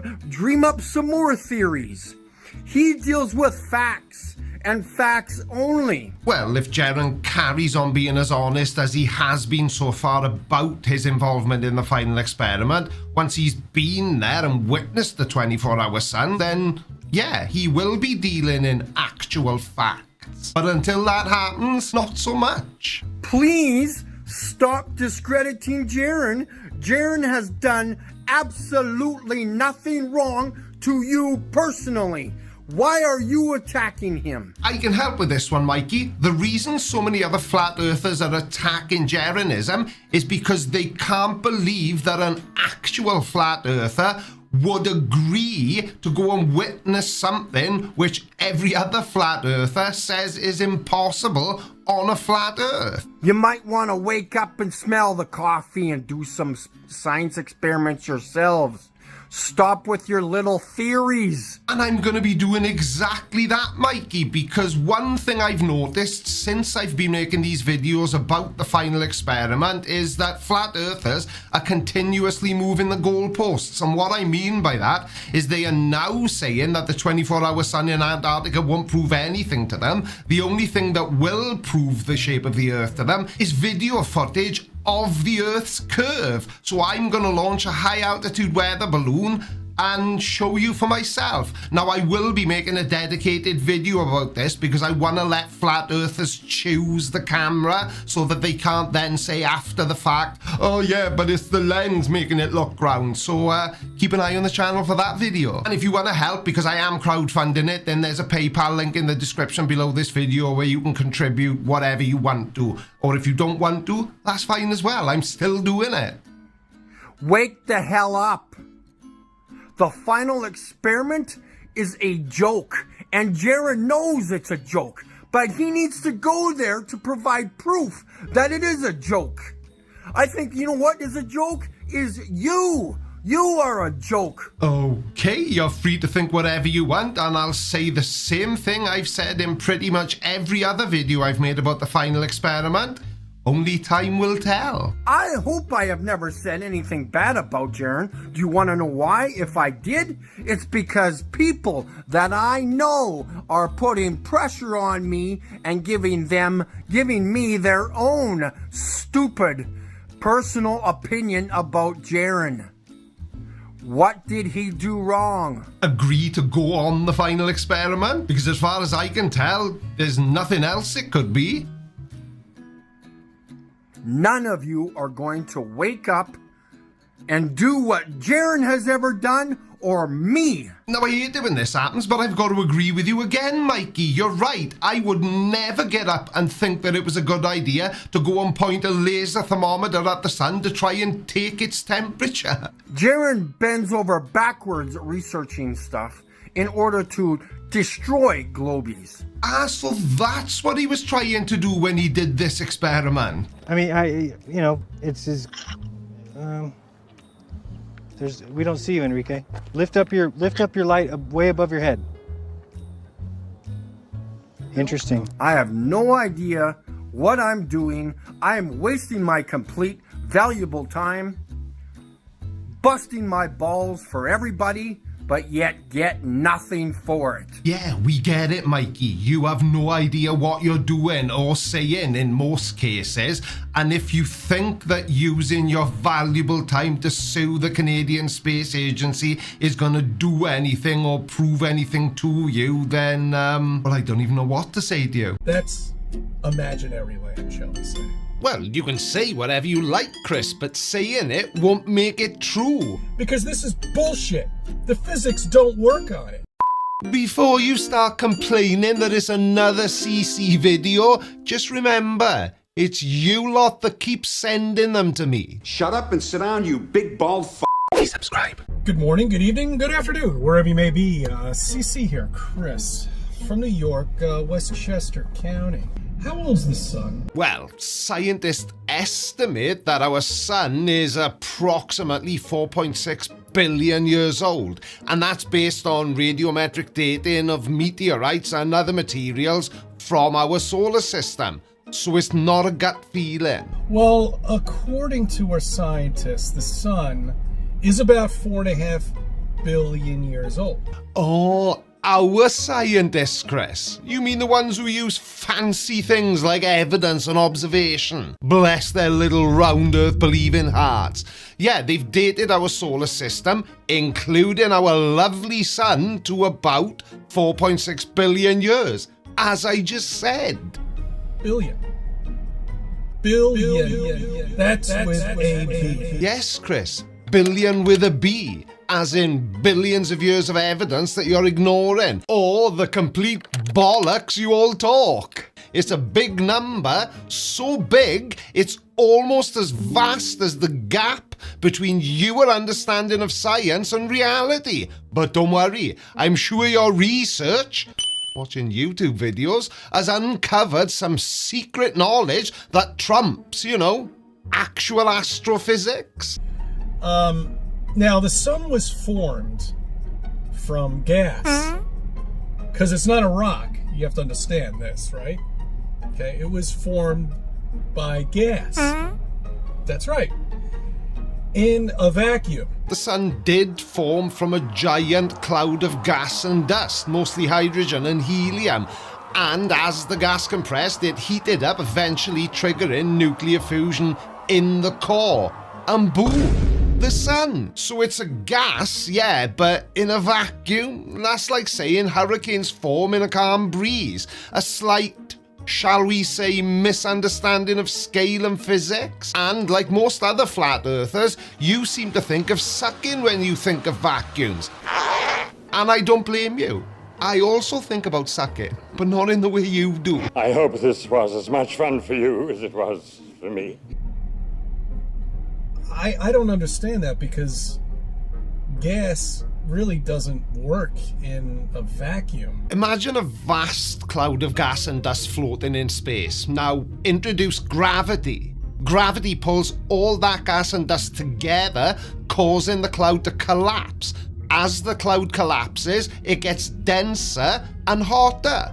And eventually it gets so hot and dense that nuclear fusion ignites the core and a star is born.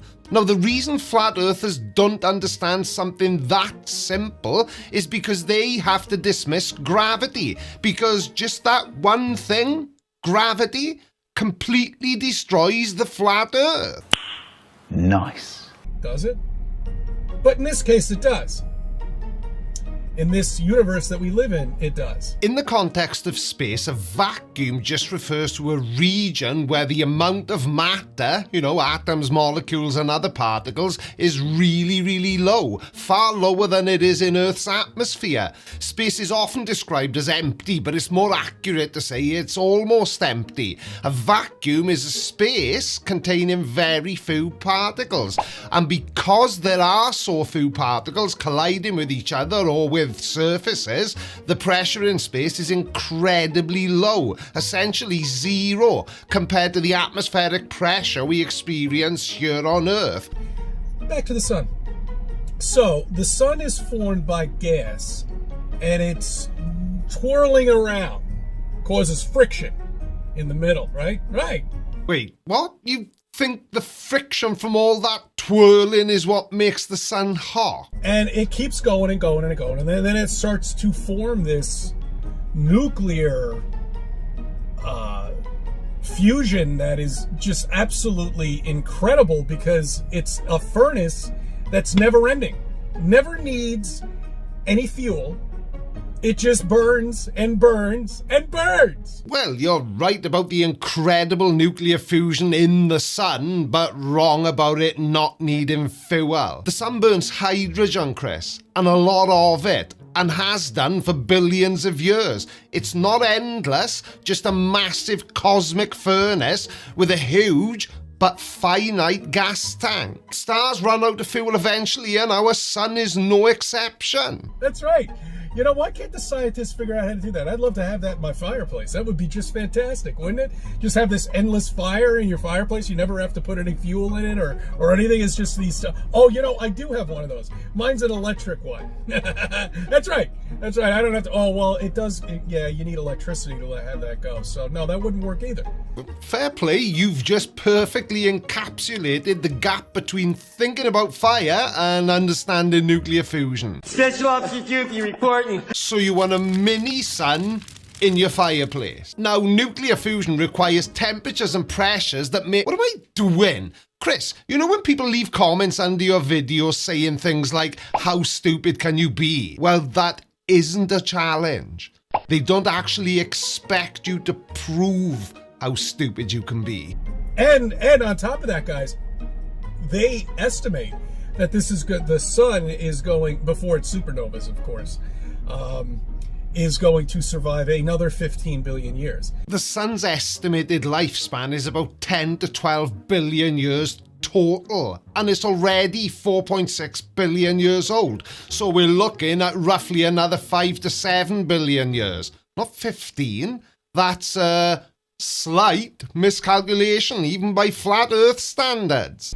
Don't worry. It'll eat all the inner planets and all this other good stuff that they make up and keep you confused and feel like you're this little insignificant speck on the spinning wet ball in space going along and traveling at all these miles per hour. But don't worry, it's 15 billion years. You won't be around to see it. Don't worry. Firstly, your concern for the inner planets is touching. But the sun won't be going supernova. It will expand into a red giant, likely engulfing Mercury and Venus and possibly Earth. So it's less leaving and more redecorating with fire. And secondly, the whole insignificant speck on a spinning wet ball thing, that's actually a pretty accurate description of what it's like to be here on Earth. It's called perspective, Chris. And yeah, we are traveling at incredible speeds through space.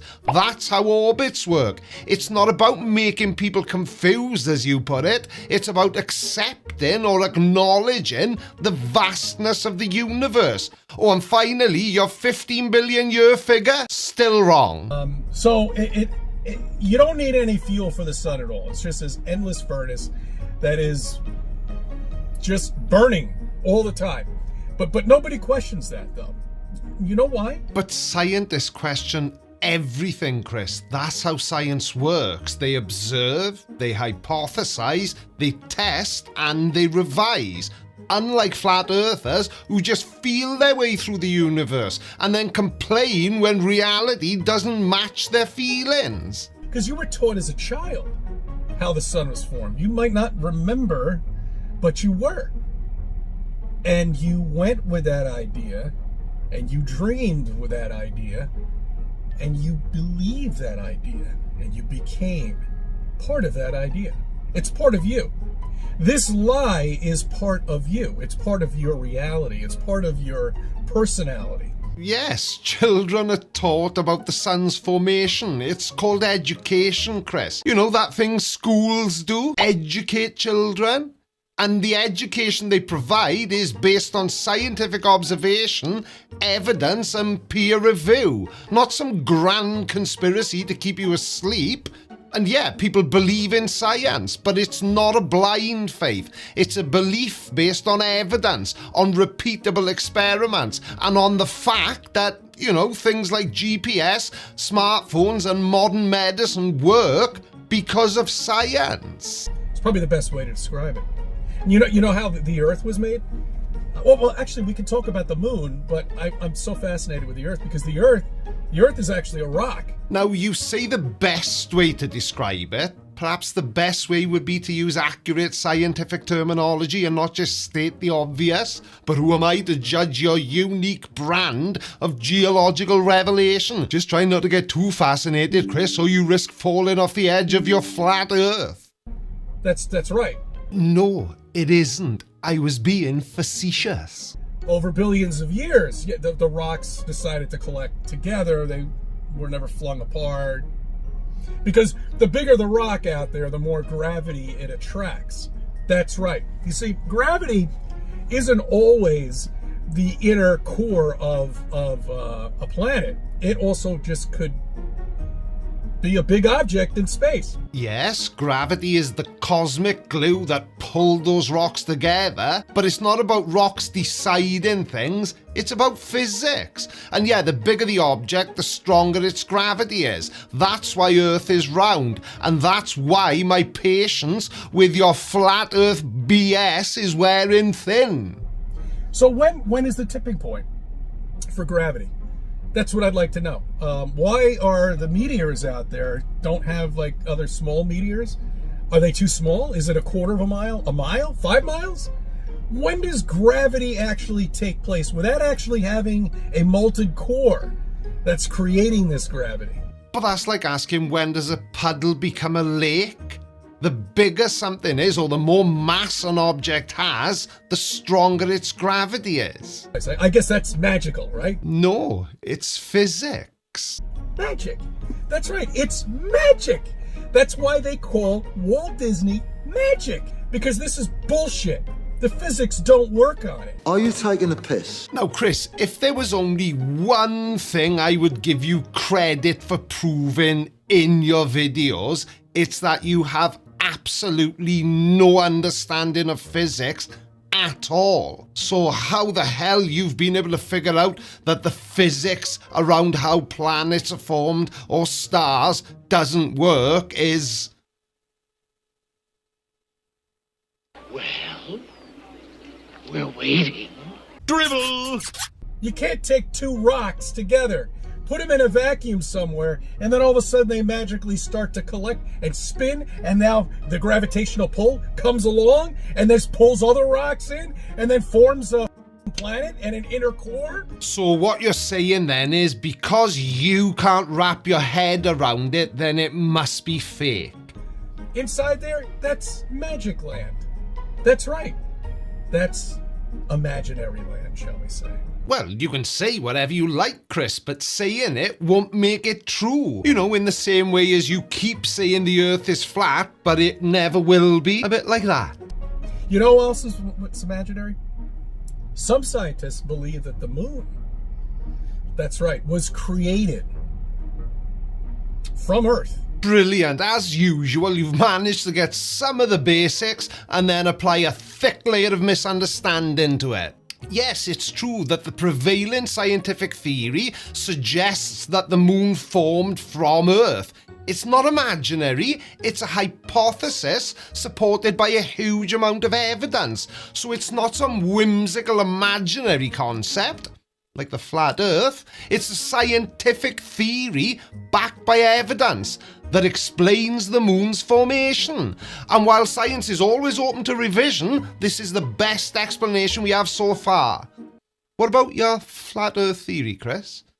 And I'm being kind by even calling it a theory. Can you, back any of that up? Because from where I'm standing... You couldn't lock up a phone, you c***.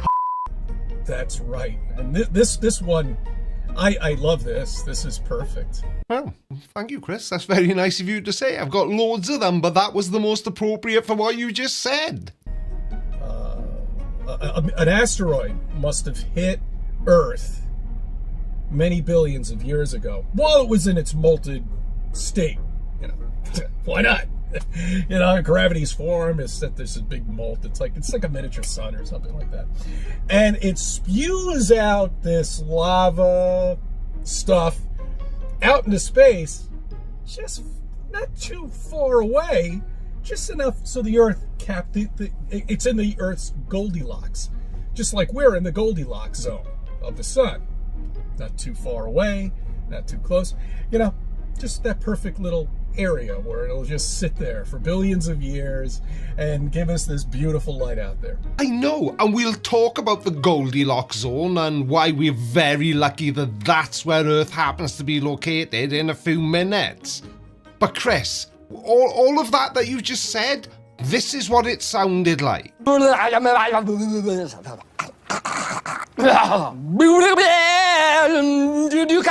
So, yeah, don't do that, Chris.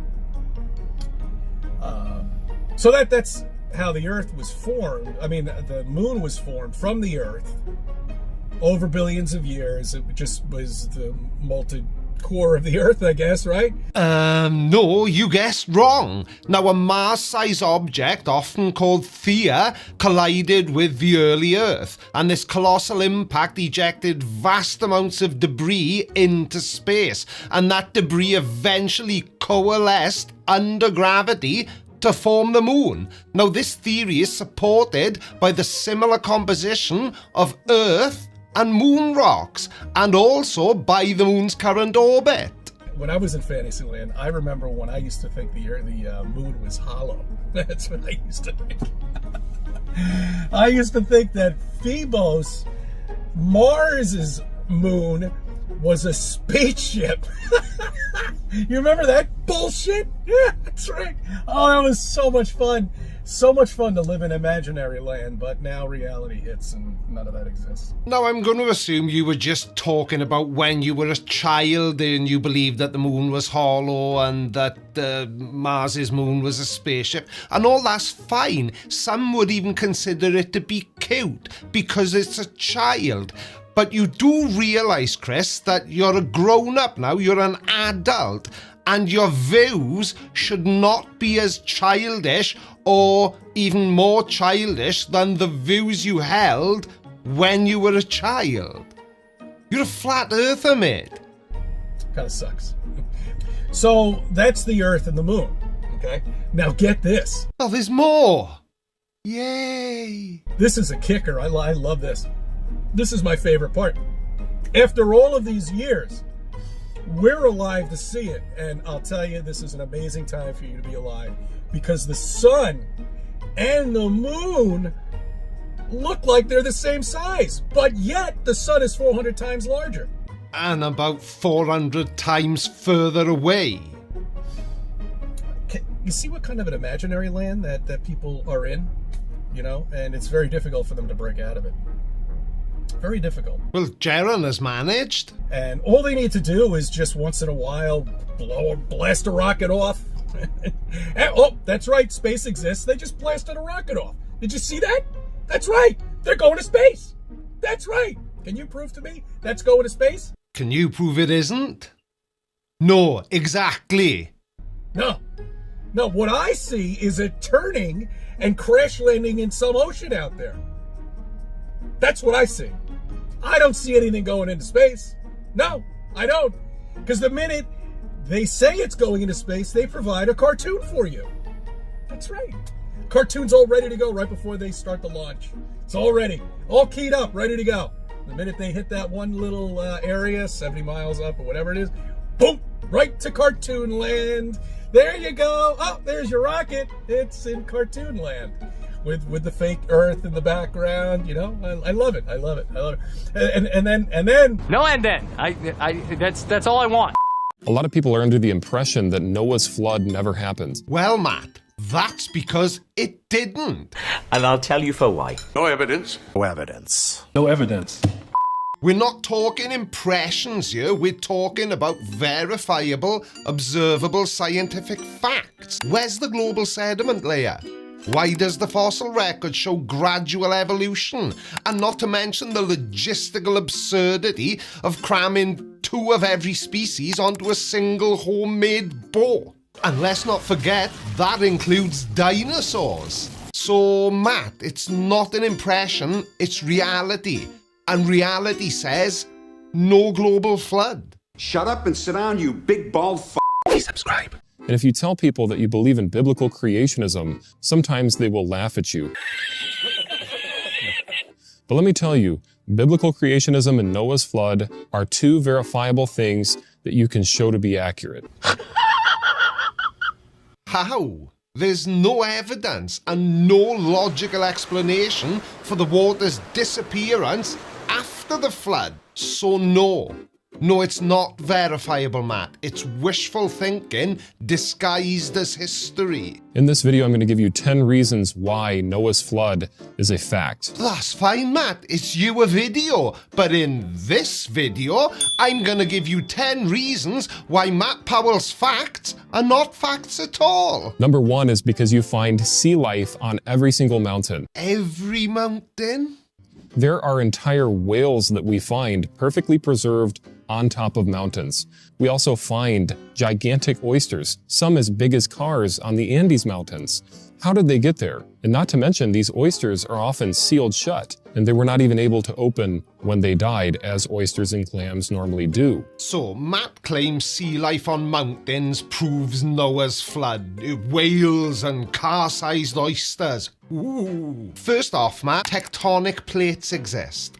Mountains rise over millions of years. Sea creatures on mountains? That's just geology 101, not a global bathtub story. And they aren't perfectly preserved from a sudden flood, they're fossils. Remnants of ancient seas lifted by tectonic forces. And car-sized oysters, that's just called gigantism. It's a known biological phenomenon in ancient marine life. And as for the sealed oysters, so? That's just taphonomy, the study of how organisms decay and become fossilized. It's not a magical flood seal. Try again, Matt, but maybe this time read a textbook. Evidence number 2 would be polystrata fossils. Think about it, we find trees that are upside down in some cases that are penetrating multiple layers of the geologic column.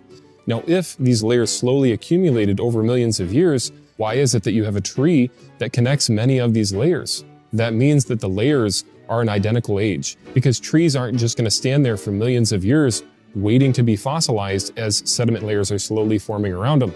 It tells us that these trees were placed there by a cataclysmic process and not by slow and gradual change in the Earth's crust. Correct. They don't just stand there for millions of years. These fossils show rapid events, not a slow uniform accumulation. And I know you'll say, aha, like Noah's global flood. But hang on a second. It's like finding a car buried in a landslide. That doesn't mean that the entire mountain was built around the car in one day. It means a rapid local event. So Matt, your proof is just a basic misunderstanding of sedimentology. Rapid burial is a local phenomenon, not evidence for a global flood. So, next. My third piece of evidence would be coal seams. Some of them are actually over 100 feet thick. Now, coal is made up of vegetation and swamp material and plants and trees that get smashed together between sediments. That's how coal is formed. And so in order to get a seam that's over 100 feet thick, you would have to have a globally cataclysmic event to be able to create such coal seams. Nope. Coal seams form from accumulated plant matter in swamps and wetlands over long periods of time, not from a single global smash fest. These thick You try that again. These thick seams represent vast ancient forests which accumulated over thousands and thousands of years in specific environments. It's like saying a giant sandwich proves a worldwide food fight. No, Matt, it proves a lot of bread and fillings over time. Now, these seams show slow, gradual accumulation in environments conducive to plant growth and preservation, not a sudden global burial. The thickness represents the longevity and productivity of those ancient ecosystems. It's just basic paleobotany and geology, Matt. So your proof is just a misunderstanding of how coal forms. Anyone else starting to see a pattern forming here? The fourth piece of evidence would be rock arches. Think about it. Rocks are actually breaking down. This mountain that's behind me is being broken down by gravity over time. Gravity is causing everything to erode flat. Could rock arches have been standing for millions and millions of years without crumbling down from gravity? The answer is no.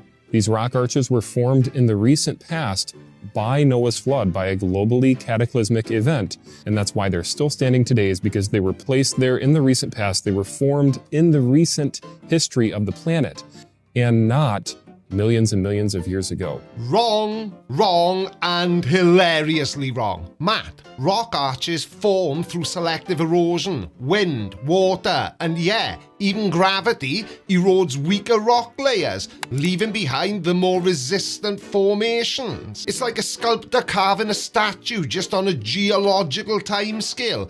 Different rock types have different resistances. Some erode fast, some erode slow. Arches can last for thousands, even tens of thousands of years, depending on the rock type and the environment it's in. It's not magic, it's just geology. And recent, well, compared to the age of the Earth, which for clarity is about 4.6 billion years, thousands of years is recent, but it's still way outside the time scale of your flood. So another fact that isn't a fact at all. My fifth piece of evidence would be hoodoos. Hoodoos are rock spires that often have very little debris at the bottom of them.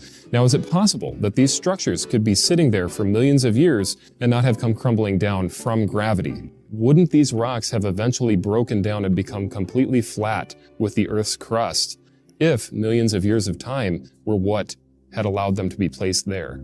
Let me tell you something. What placed these rock spires there, these hoodoos, was a globally cataclysmic event that happened in the recent past. Noah's flood is a fact of geology, and the reason that we know that is because of these things that we are now observing in science that you can test and verify to be true. Wrong again, Matt. Hoodoos form through differential erosion, just like rock arches. Different rock layers erode at different rates, leaving behind those spears. Was it spires? Spears? Leaving them behind. It's not magic. The lack of debris at the bottom, that's just because the wind and water remove it. It's called transportation, Matt. It's not a mystery, and as far as recent goes, well, it's the same as the last one, isn't it? Read a book, Matt. No, not that book. My sixth piece of evidence would be mountains themselves. Many mountain ranges are made of bent rock. Now, according to Darwinists, the plates are moving 1 to 2 inches per year, and it causes mountains to slowly get formed. But if that were true, how is it that you have mountains that are made up of bent rocks? You cannot bend hard rock. It will break. It will shatter. What it means is that these layers would have had to have all been pliable all at the same time and pushed up rapidly through plate tectonics, and that's how you have mountains that are still standing today and in those positions, because all of those layers were pliable during their formation. It's not that slow and gradual change in the Earth's crust caused mountains to be formed. Wrong, Matt. Again!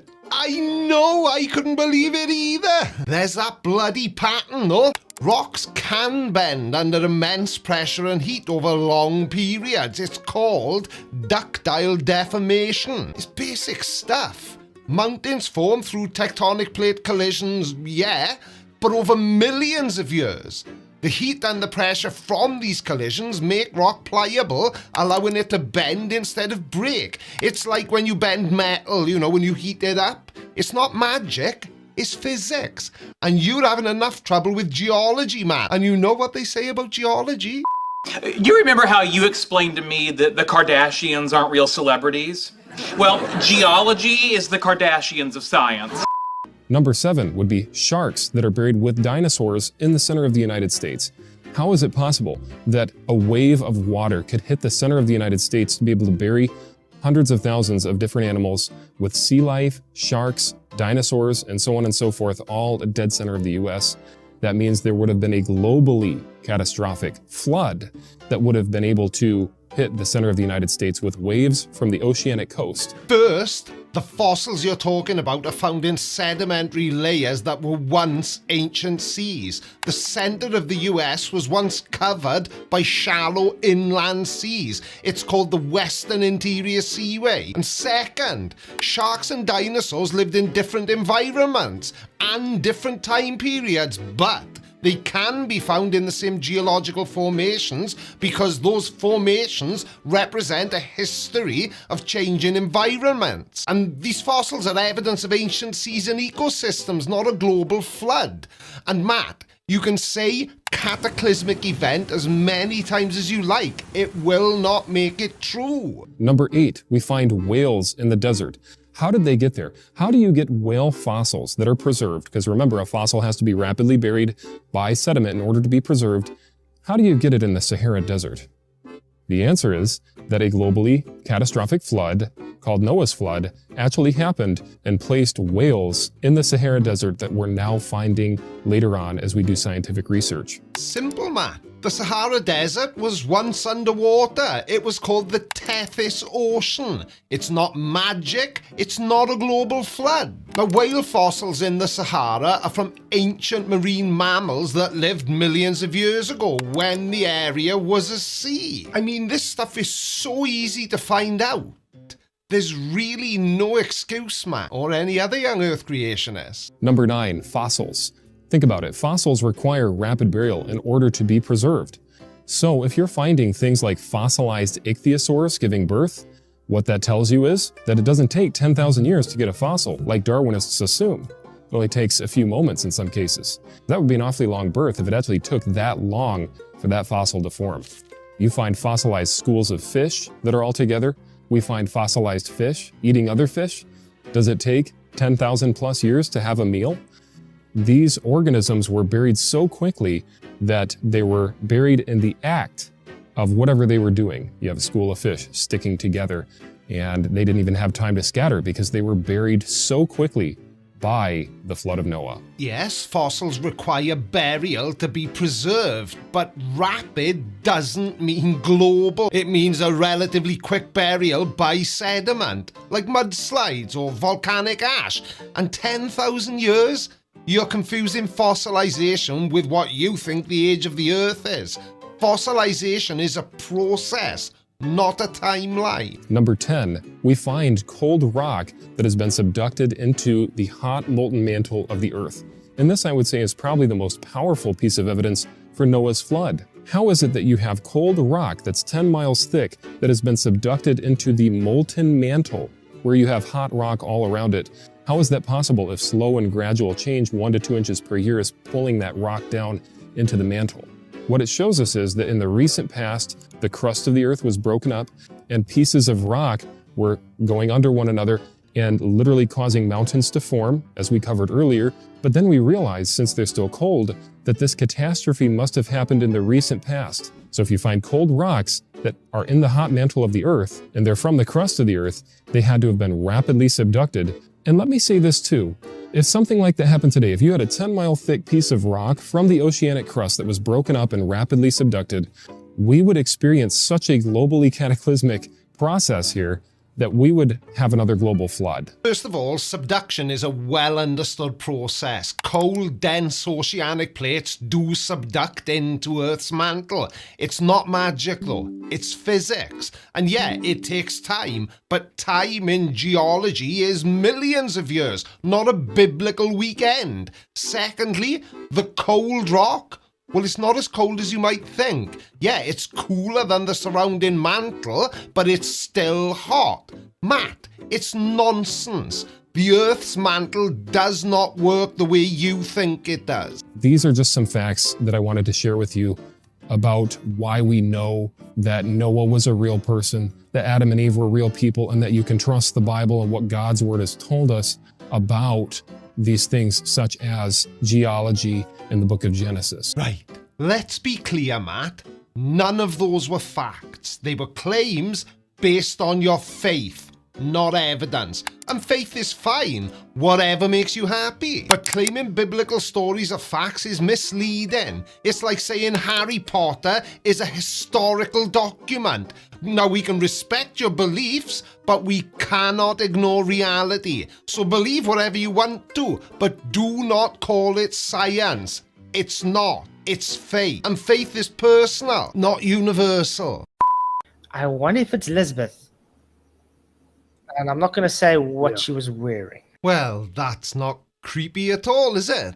Tonight on As the Flat Earth Burns, baseless accusations, scandal, lies, and absolutely zero scientific reasoning.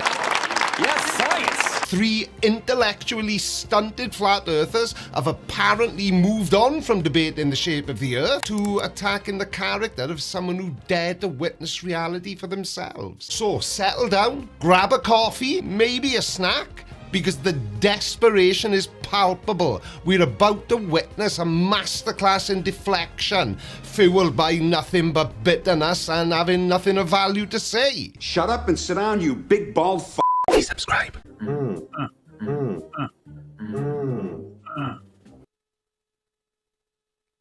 Ew! Now, today's video is going to be a little bit different. I saw this morning on MC Toon's channel and I'll link it below this video. I promise I will try to remember. And as soon as I watched it, I thought I really want to show that to my audience. Now, I'm not going to be debunking anything, but am I going to have something to say? Will I be sharing my opinions on what these 3 losers are saying? You can bet your ball bag I will. And if you haven't got a ball bag, just bet whatever you fancy. So, let's have a look, shall we? It was 11 days ago, what's the last stream? Would you say she could have been a comforter through all this kind of deal? You know what I'm saying?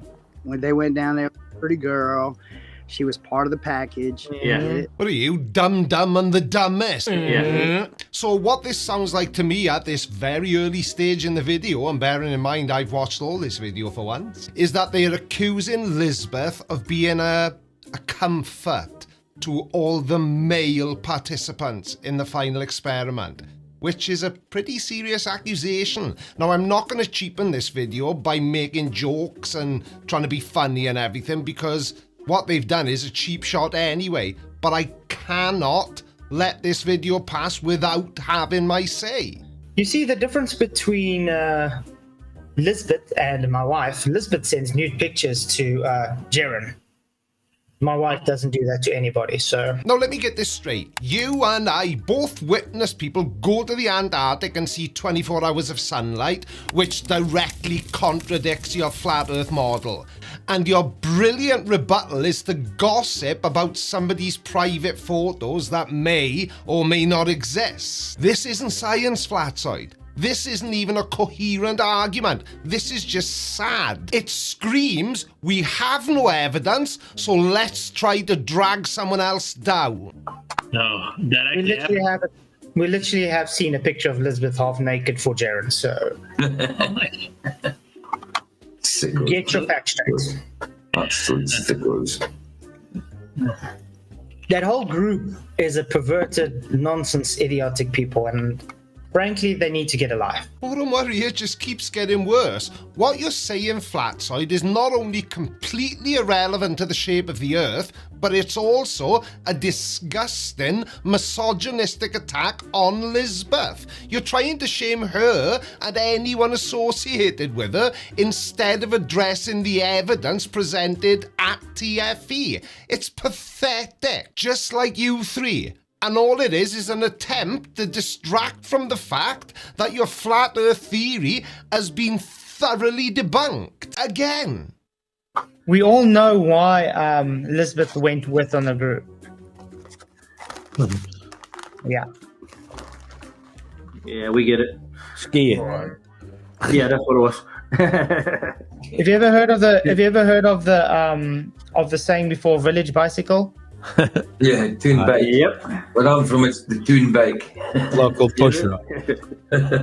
Well, we've officially reached the peak of the intellectual gutter. Apparently, when a scientific expedition proves your entire worldview wrong, the next logical step is to make incredibly crude and sexist jokes about someone's personal life. Congratulations, Flatsoid & Co. You've managed to demonstrate in one video exactly why nobody takes any flat earther seriously. Yes, you are always accountable for everything.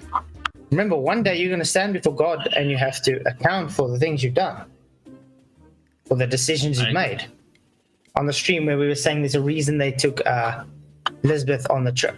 Oh dear, flatzoids had a revelation. So suddenly we're not talking about the curvature of Earth, but the curvature of divine judgment. Look, mate, I'm pretty sure that your Almighty has got more pressing concerns than my commentary on flat Earth theories and the questionable behaviour of some of its proponents. But if you think your defence of a geometrically challenged planet will earn you extra points in the afterlife, you do you. I'll stick to facts and observable reality down here. I was about to say, Sandra, what's wrong with you? What's your name? That way where I kind of fuck are we going? That way I got a book all that my back. Let's just put it this way. The reason we made that context is because we saw a picture of her from Jaren's stream that he tried to hide. It was very revealing. So we said we all know why she was chosen for the trip. So your defence for making incredibly crude and sexist remarks about Lisbeth is that you saw, or thought you saw, a revealing picture that someone else, being Jaren, was trying to hide. Now, firstly, that sounds like you were actively looking for something to weaponise to help your own childish narrative. And secondly, even if such a picture does exist, and we've got no proof of that, just your word, which holds about as much water as a colander, how on earth does that give you the right to publicly smear a young girl's reputation and make vile insinuations about their character and motivations for attending the final experiment? This isn't about the shape of the Earth, it's about your lack of basic decency, you scumbag. A little eye candy, maybe? Or something a little more. Exactly. The pinnacle of flat Earth research, speculating about someone being eye candy. Come on, lads, grow up. Clearly, the rigorous scientific method involves scrolling through online streams, hoping that you can find something you can twist into your own sleazy narrative. And the fact that you think this kind of language is acceptable at all, let alone a valid point, speaks volumes about your characters. You should all be ashamed of yourselves.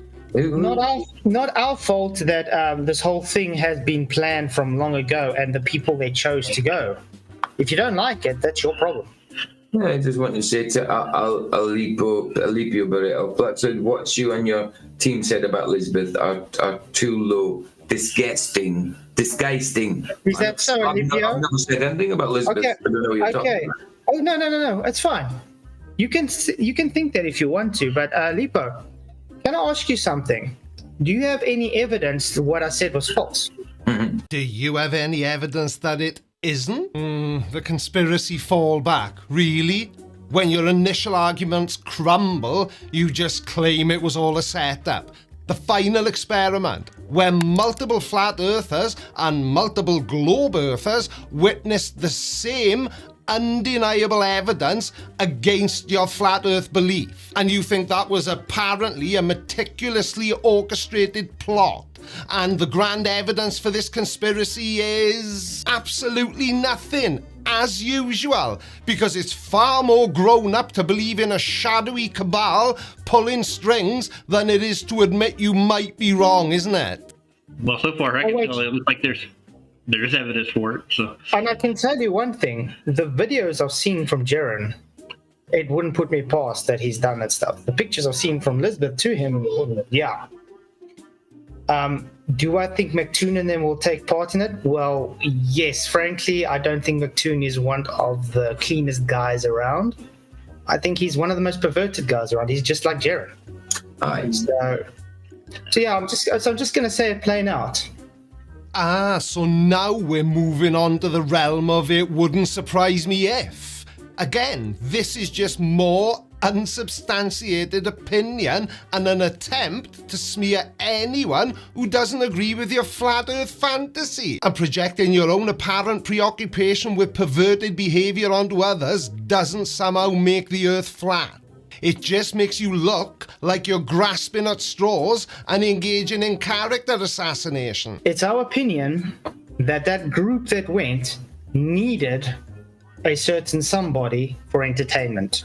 Perhaps you should keep your baseless opinions to yourselves unless, of course, you can back them up with, actual evidence, the kind you seem to be consistently avoiding when it comes to the shape of the Earth. Especially when you work with atheists and occultists and people that are perverted, they have their satanistic rituals they need to do. Okay, so you've completely abandoned any pretense of rational thought and descended into baseless fear-mongering. Painting anyone you disagree with as a Satan-worshipping cultist is not an argument. It's a sign of desperation and a complete lack of intellectual integrity. Get a grip, you knob. Okay, let's put it this way. Has my wife got anything to do with the flat Earth? No. No. Has my wife got anything to do with Lisbeth sharing pictures with Jaren and them? No. Then why would it be any of your business, even if Lisbeth did send nudes to Jaren, or anyone else for that matter? And Flatside, I hope you stand on a plug. This is great banter. It really is. Got to challenge your brain. Yeah, and you obviously challenged yours to a fight to the death, and you won.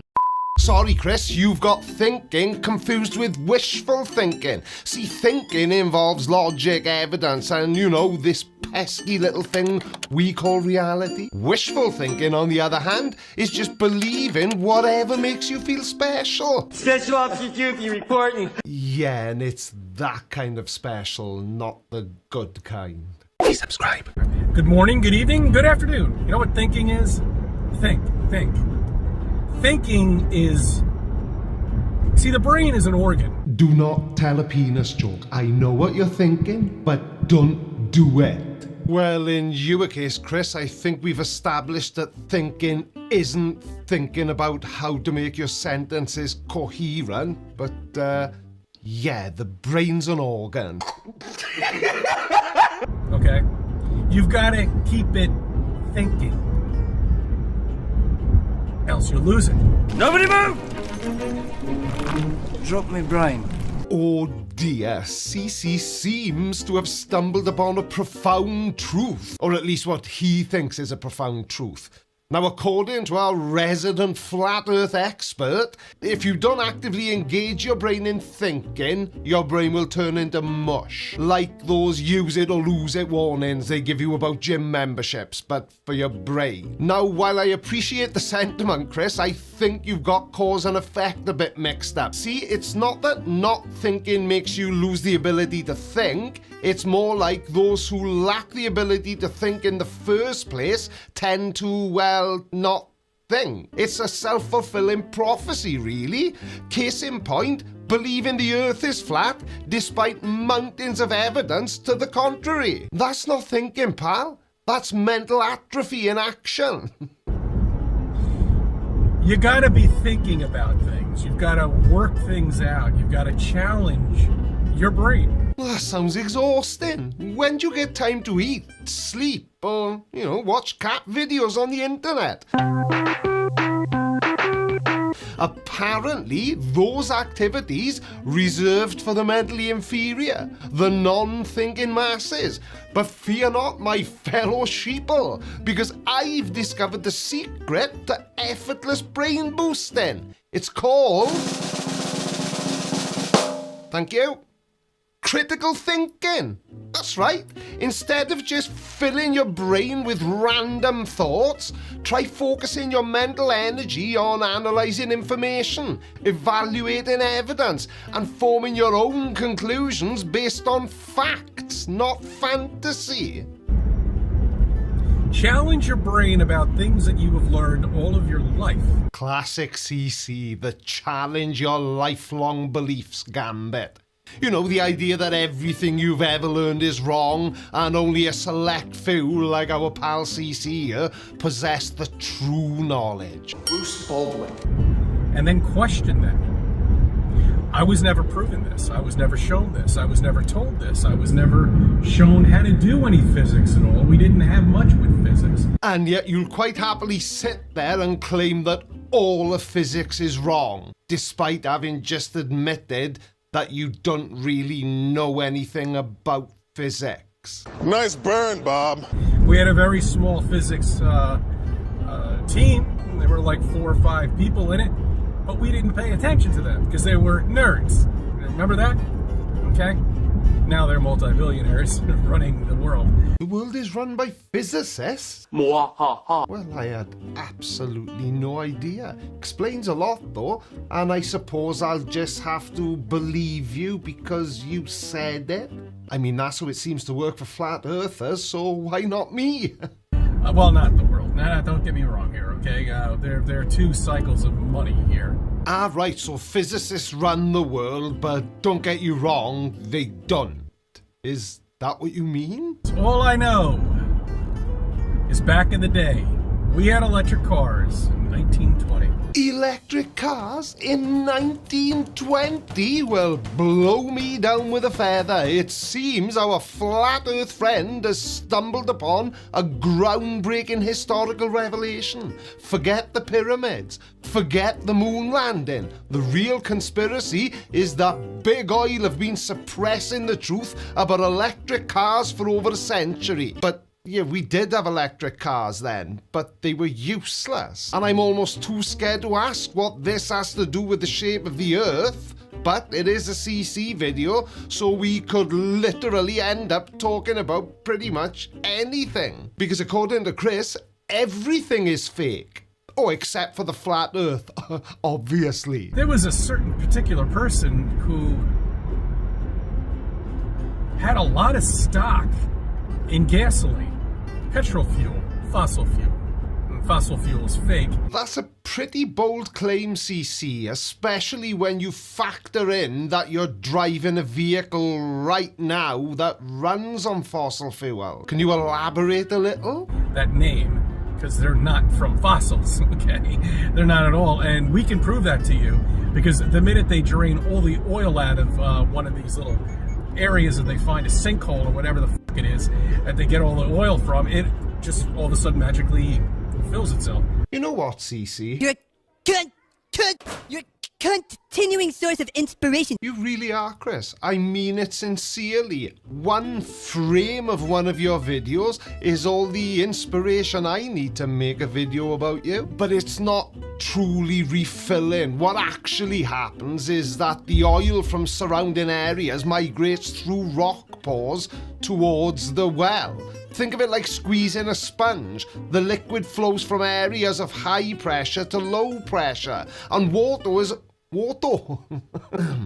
is also present in these rock formations, and as the oil is extracted, water can move in to take its place, which contributes to the impression of refilling. But anyway, it's something you'll have to look up and research on your own, probably information you won't be able to find. You know, I saw somebody else say this in a YouTube video, and it's so true, and I can't believe I didn't think of it myself, but CC has just told us to do our own research. But every time a flat earther tells somebody like me to do my own research, all I'm gonna find is things that prove how wrong you are. So it's probably not ideal advice to be giving out if you're a flat earther. So asleep. They're so done. I was getting into something, I was rolling into something, and I forgot what the hell I was talking about. It's lost. I know what that feels like, Chris. Every time I leave the house, I have to leave a trail of breadcrumbs just so I'd be able to find my way back home. However, there was something else I wanted to talk to you about, and you know what it was? No, and neither did you 2 seconds ago. But, seeing as you've suddenly remembered, why don't you go ahead and tell us, Chris? This is the, up here in New York, or down there in New York, or over there in New York, or wherever the I am, according to where you are, we have lakes. And I'm really happy for you. But we've got those in Wales too.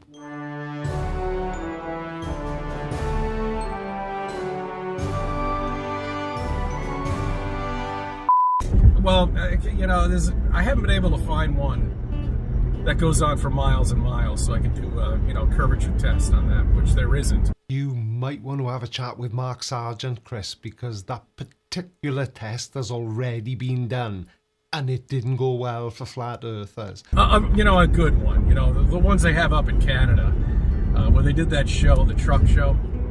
They used to drive their truck over the lakes to get to wherever they were going to. Do you mean ice road truckers? Because if you do, Very cool show. I watch it myself. But, again, I've got to ask, how is this helping you prove that the Earth is flat? Anyway, my point is, when the water freezes over, okay, if there was a bulge, there would be a crack, and our model is 8 inches per mile squared, okay? You do know that ice isn't perfectly rigid, don't you? It does have some flexibility and can bend slightly to conform to the Earth's curvature if the surface area of the lake that's being frozen is big enough. It would conform. This stuff is so easy to find out. With that mathematic, there should be a crack every couple of miles. 8 inches per mile squared is a simplified approximation for calculating the drop in height due to the Earth's curvature. And it works okay for short distances, but becomes increasingly inaccurate over larger distances or longer distances. So even if we were to accept the flawed 8 inches formula, it wouldn't necessarily lead to cracks every couple of miles anyway, because as I said earlier, the Earth's curvature is gradual. So even over several miles, the change in height is relatively small compared to the flexibility of the ice. But there isn't. There's nothing. It's flat as can be. It's the same as Antarctica. What is? A lake? I don't think so. I know there's some pretty big lakes on Earth, but none of them are that big. You can look as far as the eye goes. Wow. Yeah, you can look as far as the eye goes, and today is a great day for drivers, man, I'm telling you.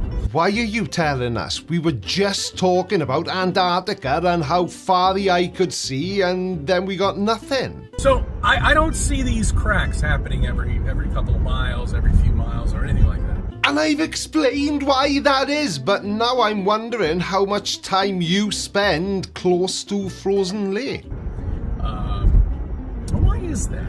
Why is that? I guess Earth is just so big, there is no way to measure the curve of the water. Oh, Chris, way to disappoint the viewers. I honestly thought you'd had an aha moment then, an epiphany, if you will, and you had to balls it up with that last bit. Well, that's impossible because we zoom in on all these boats that are supposedly over the hump, and they're not. Then where's the rest of this ship, Chris? The clouds that are above you don't curve. Well, this feels like a trap. Because I want to say, but clouds aren't water, but clouds are water. So I don't really know what to say. Let's, yeah. Over to you, Chris. Science, okay? Because science is bullshit. Everything you've learned in school is bullshit. All of it. All your history, everything. Sounds like you're expressing a lot of distrust towards the established knowledge and institutions there, Chris. I can understand that, even if I don't agree. It's important to question things and think critically, but it's also crucial to base your understanding on evidence and reason. Not Dave Weiss and Eric Duvet. Not Dave Weiss and Eric Douche-Nozzle. I'm sorry, I mean, it is. Flat Earth proves that.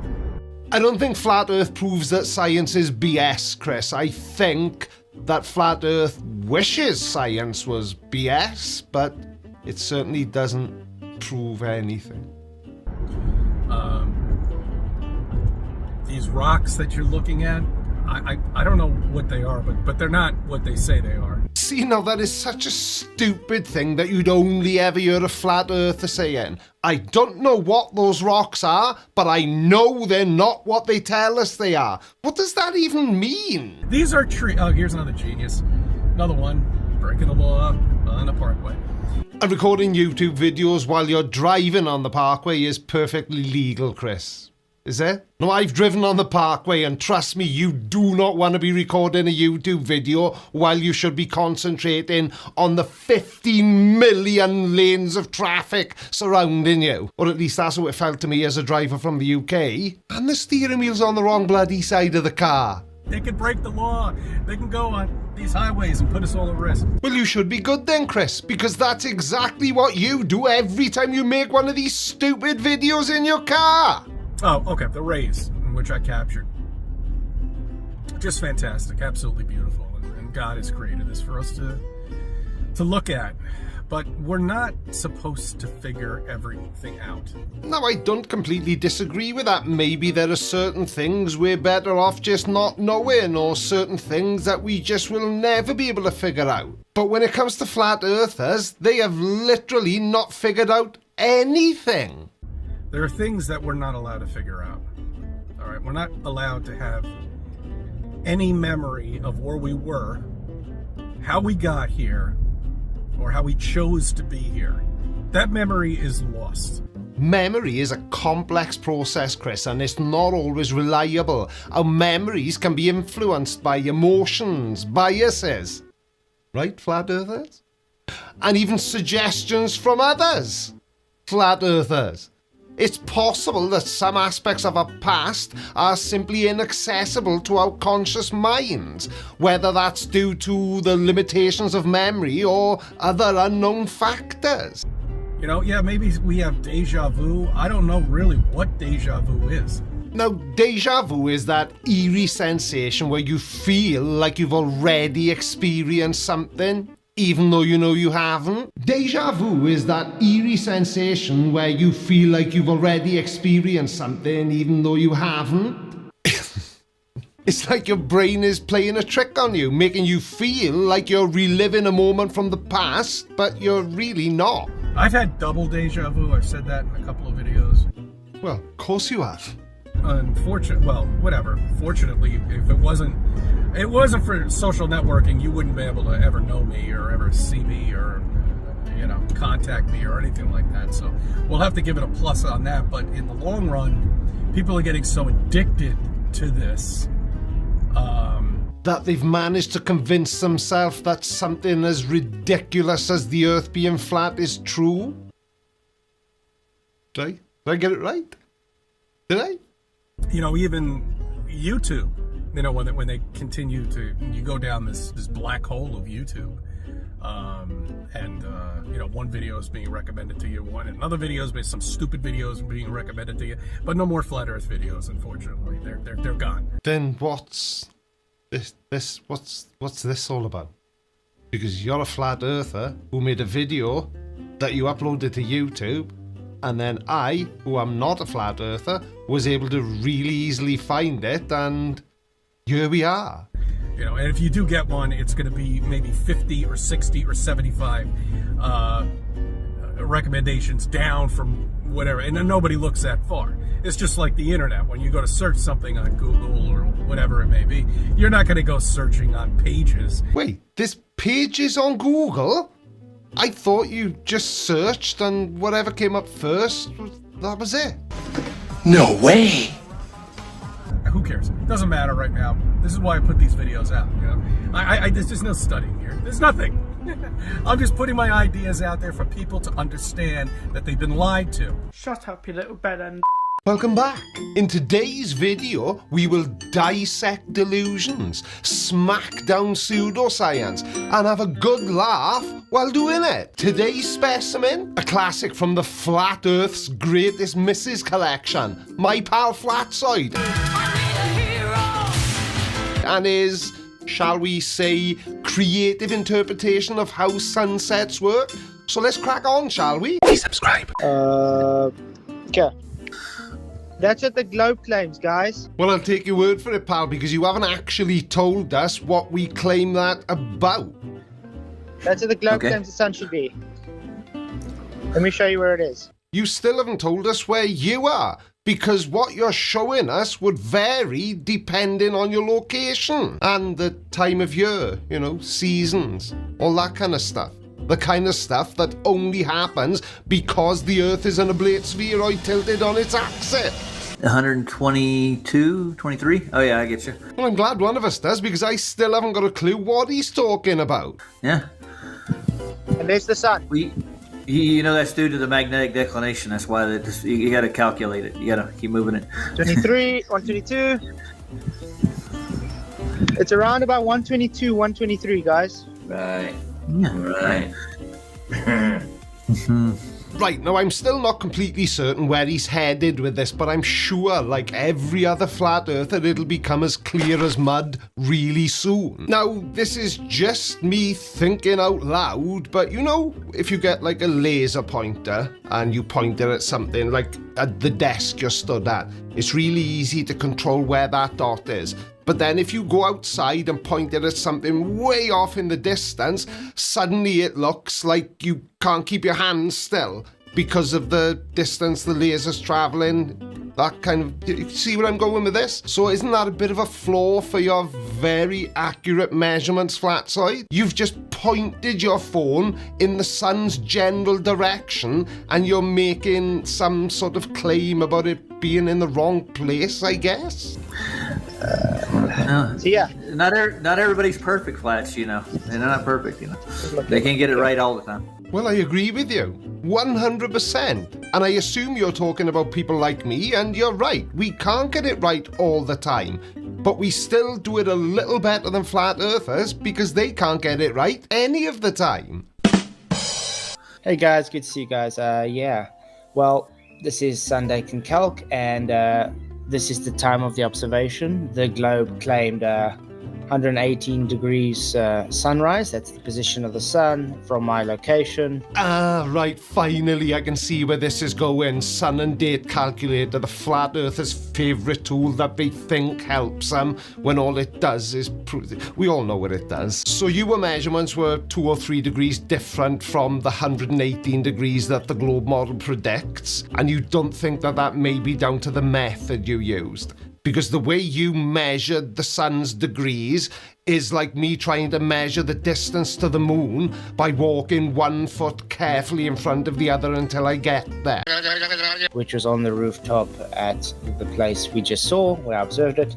And the time was around 5:53 a.m. of sunrise. The odd thing is, look where the sun is on dates and calc, 118 degrees, as you see. And let me show you more or less where we are actually observed it. I observed it more or less. Did you hear that? More or less. Now, when you're trying to take accurate measurements, Flatside, more or less doesn't cut it, pal. You need to be precise. Although, that being said, using that logic, I could say that my knob is more or less 10 inches. You know, give or take 7 inches. I saw it about that position, I would say. I mean, you can say it as much as you like, but you didn't. You saw it at 118 degrees, as the globe is able to predict and as it's been accurately measured. We aren't like flat earthers. We don't guess these things. Why is that? Why would it be in that position if it's supposed to be there? Well, I guess it's just one of life's mysteries, Flatside. Do you know, whenever I hear a flat earther trying to explain something, or more specifically trying to answer a question, this is what it sounds like to me. What color is a fire truck? Oh God, I always get these. Okay, all right, fire truck. Oh God, I can picture them now, all red and everything. Let's go there. We were about 122, 123. Let's say around about there.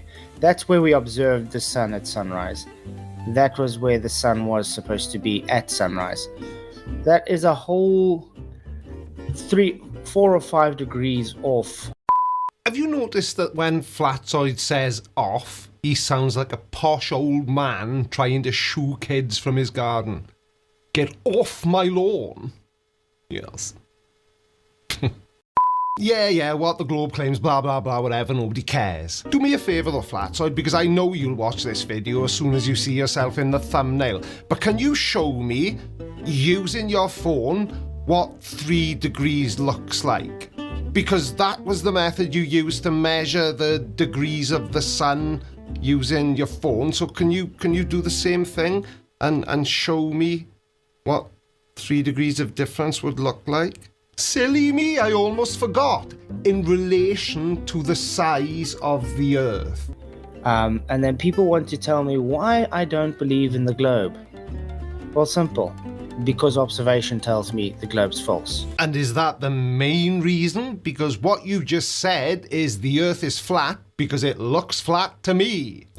I did this observation a few times. That was like the 4th attempt. Why did it take 4 attempts? What, you couldn't make it look like it was wrong on the first 3 attempts? The sunrise was very consistent, about 122, 123 degrees.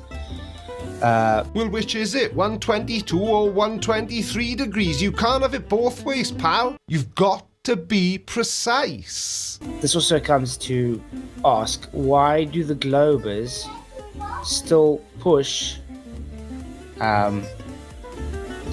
the globe as real when you can show observation shows it to be false? Well, go on then.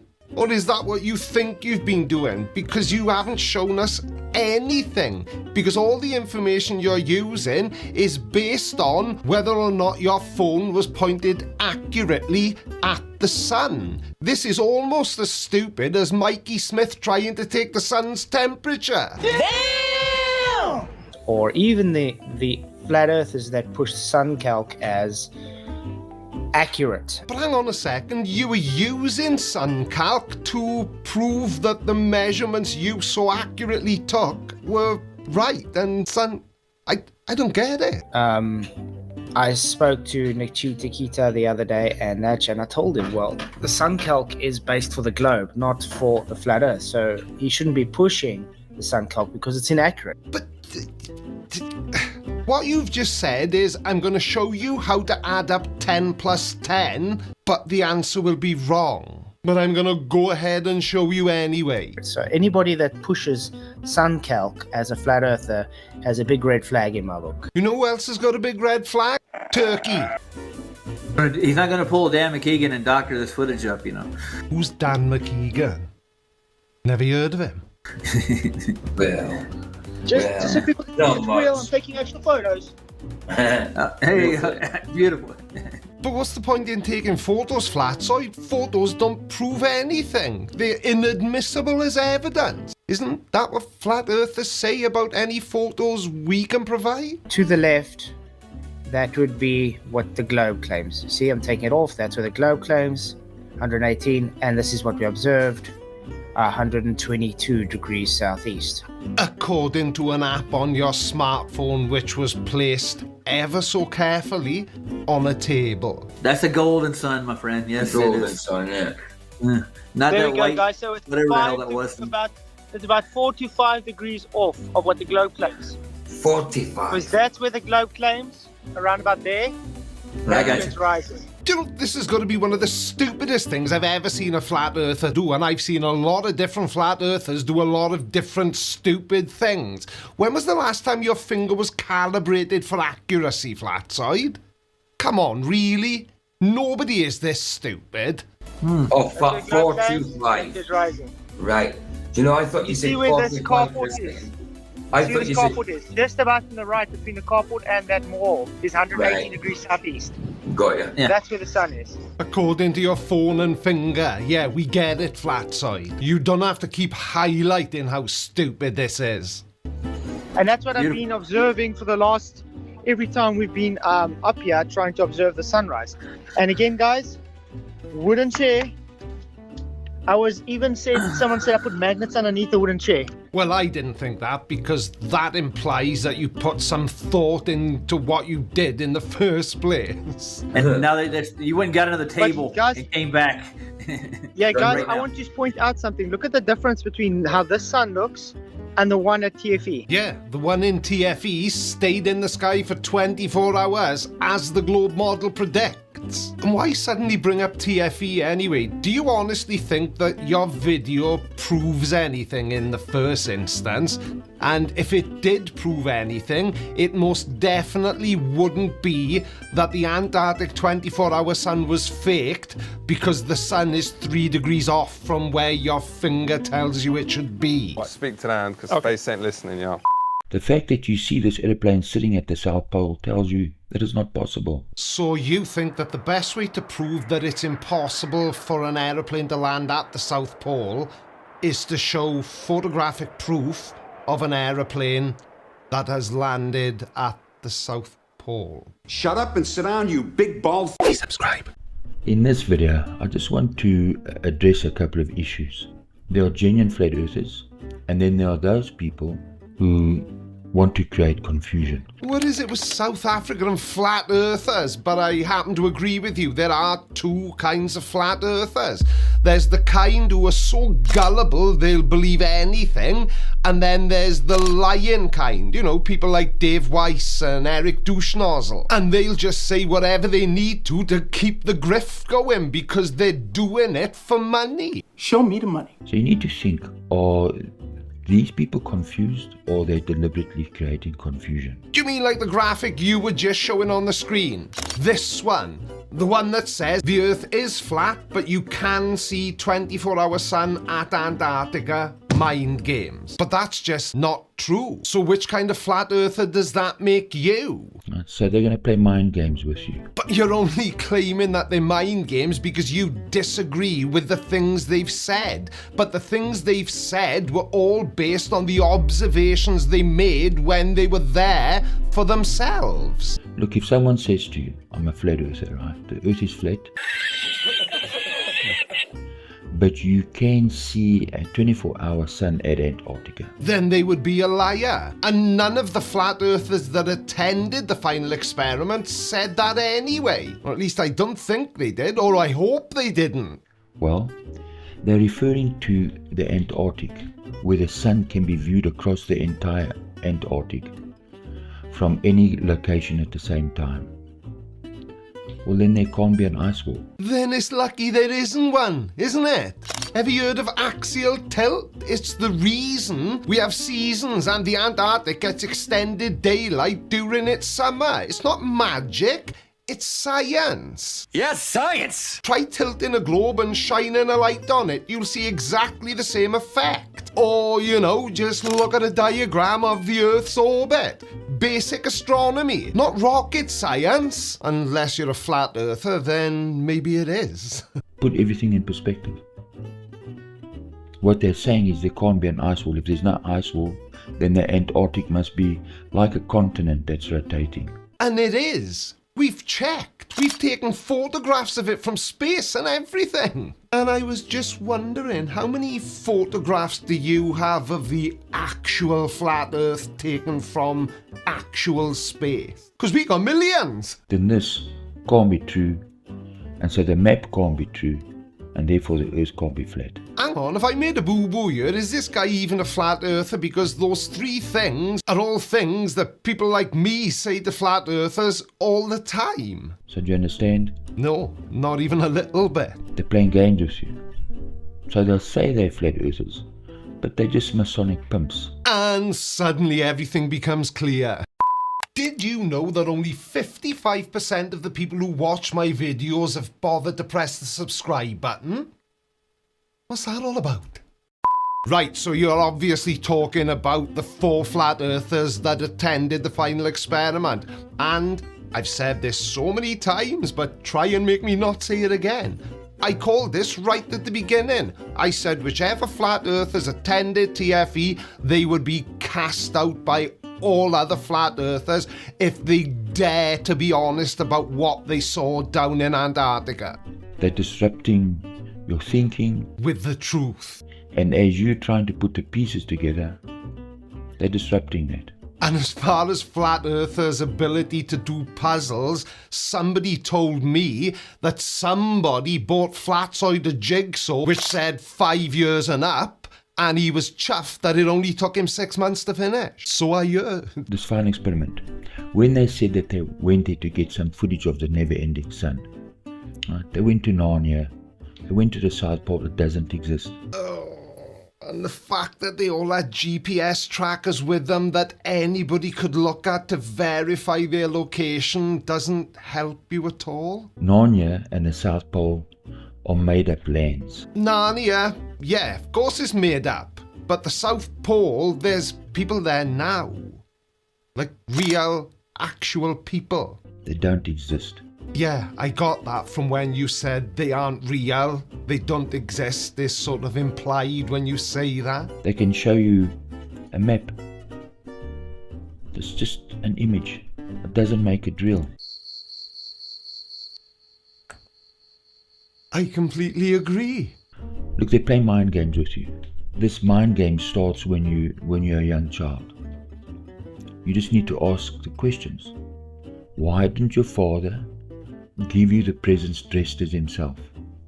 Why did your father have to dress up like a clown? Well, based on what you're saying, it seems like you're speaking from personal experience. And I can only speak for myself, but my dad never dressed up as a clown. In fact, he never dressed up as anything, because I was a good boy and I was always asleep early, ready for Daddy Christmas to come down the chimney.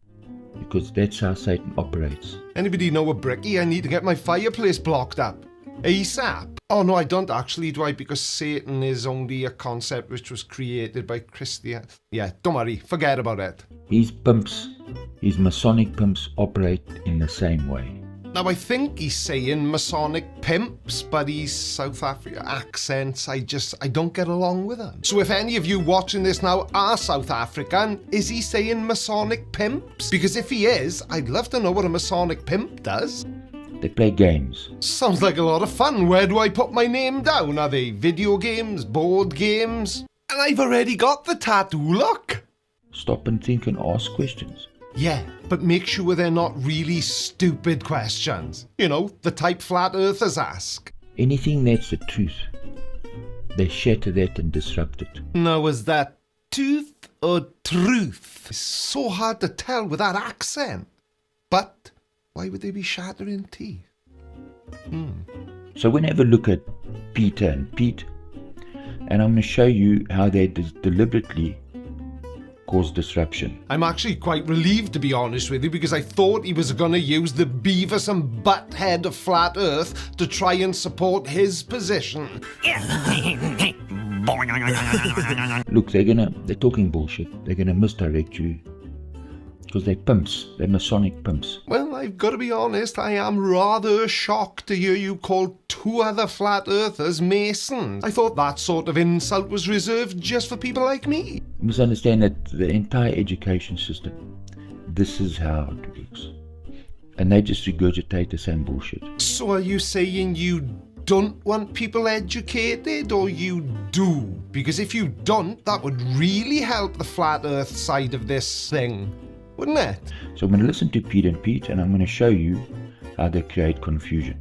Where there are issues that are simple. Well, they'd have to be simple, wouldn't they, for Peter and Pete to be able to follow along? But then they mix the puzzle pieces up. So let's listen. I'm going to show you exactly what they're doing. Oh, goody. Sorry. They've been going out to Union Glacier Camp for years and years and years. BP! Right, I think I've got it all out of my system now. Why is it they've just pumped out the video footage now? There's been video footage of the 24-hour Antarctic sun since... what? I've forgotten his name. You know, the guy. Oh, what's his name? It'll come back to me. Probably at 3 o'clock in the morning when I wake up from an old man pee. But that person whose name I can't remember, Anthony... something or other. Well, he uploaded his first Antarctic time-lapse 18 years ago. It's on YouTube now. Well, why does a pilot put up videos about things only happen when the time's right? Well, there is that. And things only happen when the time's right. And obviously... it's like a pilot doesn't really care about the shape of the Earth. Really? That's your dumbass answer. It's excuses. Well, I'd say it's a pretty standard answer from a flat earther. The issue is, the 24-hour sun is unique. In as much that it's completely impossible without the Earth being a globe. People would have made videos of it and posted it. People who were at the South Pole. Anthony Powell, he did 18 years ago. He's been there that long. Well, not continuously, obviously, he'd freeze his nips off. You're looking at a 24-hour sunrise and sunset. You're trying to tell me? Oh, I'm not trying to tell you anything, but I am wondering how the sun sets and stays in the sky for 24 hours.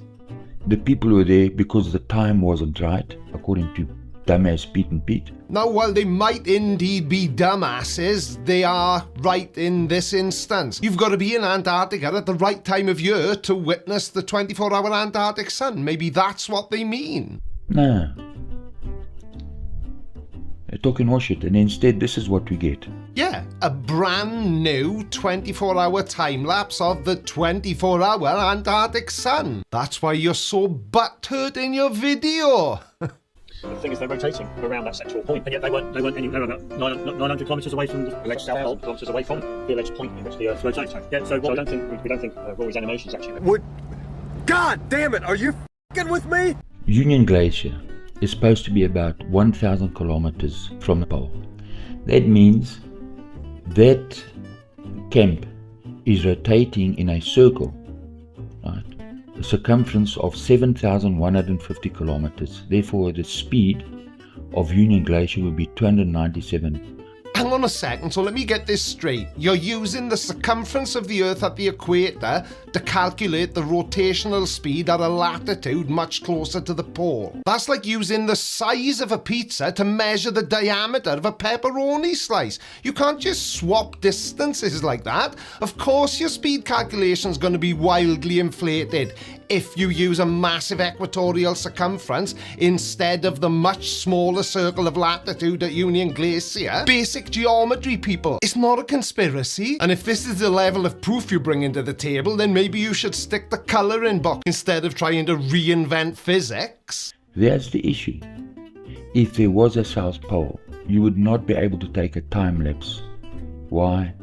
Your speed would make it impossible. So you're saying that because Antarctica has 24-hour sunlight in its summer, a South Pole can't exist?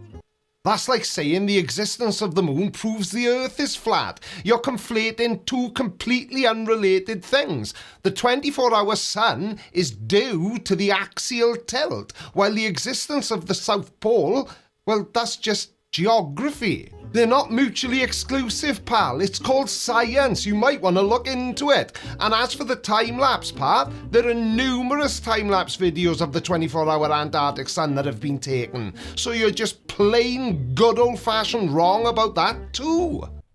Right, because they're Masonic pimps. Remember, they don't address issues. Where there's an issue, they're either going to say the speed is relative or gravity, that it's going to make the problems go away. So let's deal with the issues. Yeah, please do, because the further into this video we get, the harder it's getting to understand what the hell you're talking about. If you at Union Glacier and you're doing a time lapse, what are the issues that you need to deal with? Well, you'd have to ask Dave McKeegan about that. I wouldn't have a clue, but I'm sure the cold would have been a huge issue for all the electronics they took with them. But you should be looking at the issues you've got, because your graphic that you keep showing on the screen is all completely wrong in relation to what you were talking about. Here's a motorbike. The motorbike's riding towards this camera. So from the camera's perspective, you would see the motorbike riding towards the camera. If I rotate the camera, right, you'd say, well, it's the same. No, it's not the same. They'd say, no, it's relative. Is that true? No. And you know how I deduced that what you just said wasn't true? Because you were showing a flat plate rotating. The Earth is not a flat plate. It's an oblate spheroid. Is it the same for both? No, it's not. What is the speed? Are both these motorbikes traveling the same speed? Now, I'm so lost at this point, I can't figure out whether he's trying to prove that the Earth is or isn't flat, but that diagram shows us nothing. Yeah, these dumbasses. Right, they went to Narnia, the South Pole. The fact that you see this airplane sitting at the South Pole tells you that it's not possible. Hang on a second, I'm gonna need to catch up a little. So you think that the best way to prove that it's impossible for an aeroplane to land at the South Pole is to show photographic proof of an aeroplane that has landed at the South Pole? Right. They couldn't have landed on the moon because the moon's speed is unbelievably fast. Ah yes, unbelievably. The world's most accurate unit of measuring speed. So I know they didn't land on the moon because of the moon speed. It's not possible. I also know that the entire heliocentric model is a load of bullshit. Big whoop, all flat earthers know that, don't they? Only problem is they're all wrong. Well, ha ha ha. Don't forget, if you want to have your say over which videos I cover, there's a form down in the description of this video where you can submit a video for me to react to. That sounded really wordy and overly complicated. There's a form down there, just go and fill it in. Like Steel City JW did with this video, and I'm not sure whether I should be grateful or block him. Thank you all so much for watching, and I will see you again on Monday. Love you. Bye. So Princess Diana and Mother Teresa arrive at the pearly gates. God is standing there, opens the gates, and Mother Teresa does not look happy. And God says, "What's the matter, Mother Teresa?" And she says, "How come she's got a halo and I haven't? I've devoted my life to helping the poor. All she did was go to cocktail parties and model clothes." And God said, "That's not a halo, it's the steering wheel." Now to take a slidey toilet seat soaking wet dump.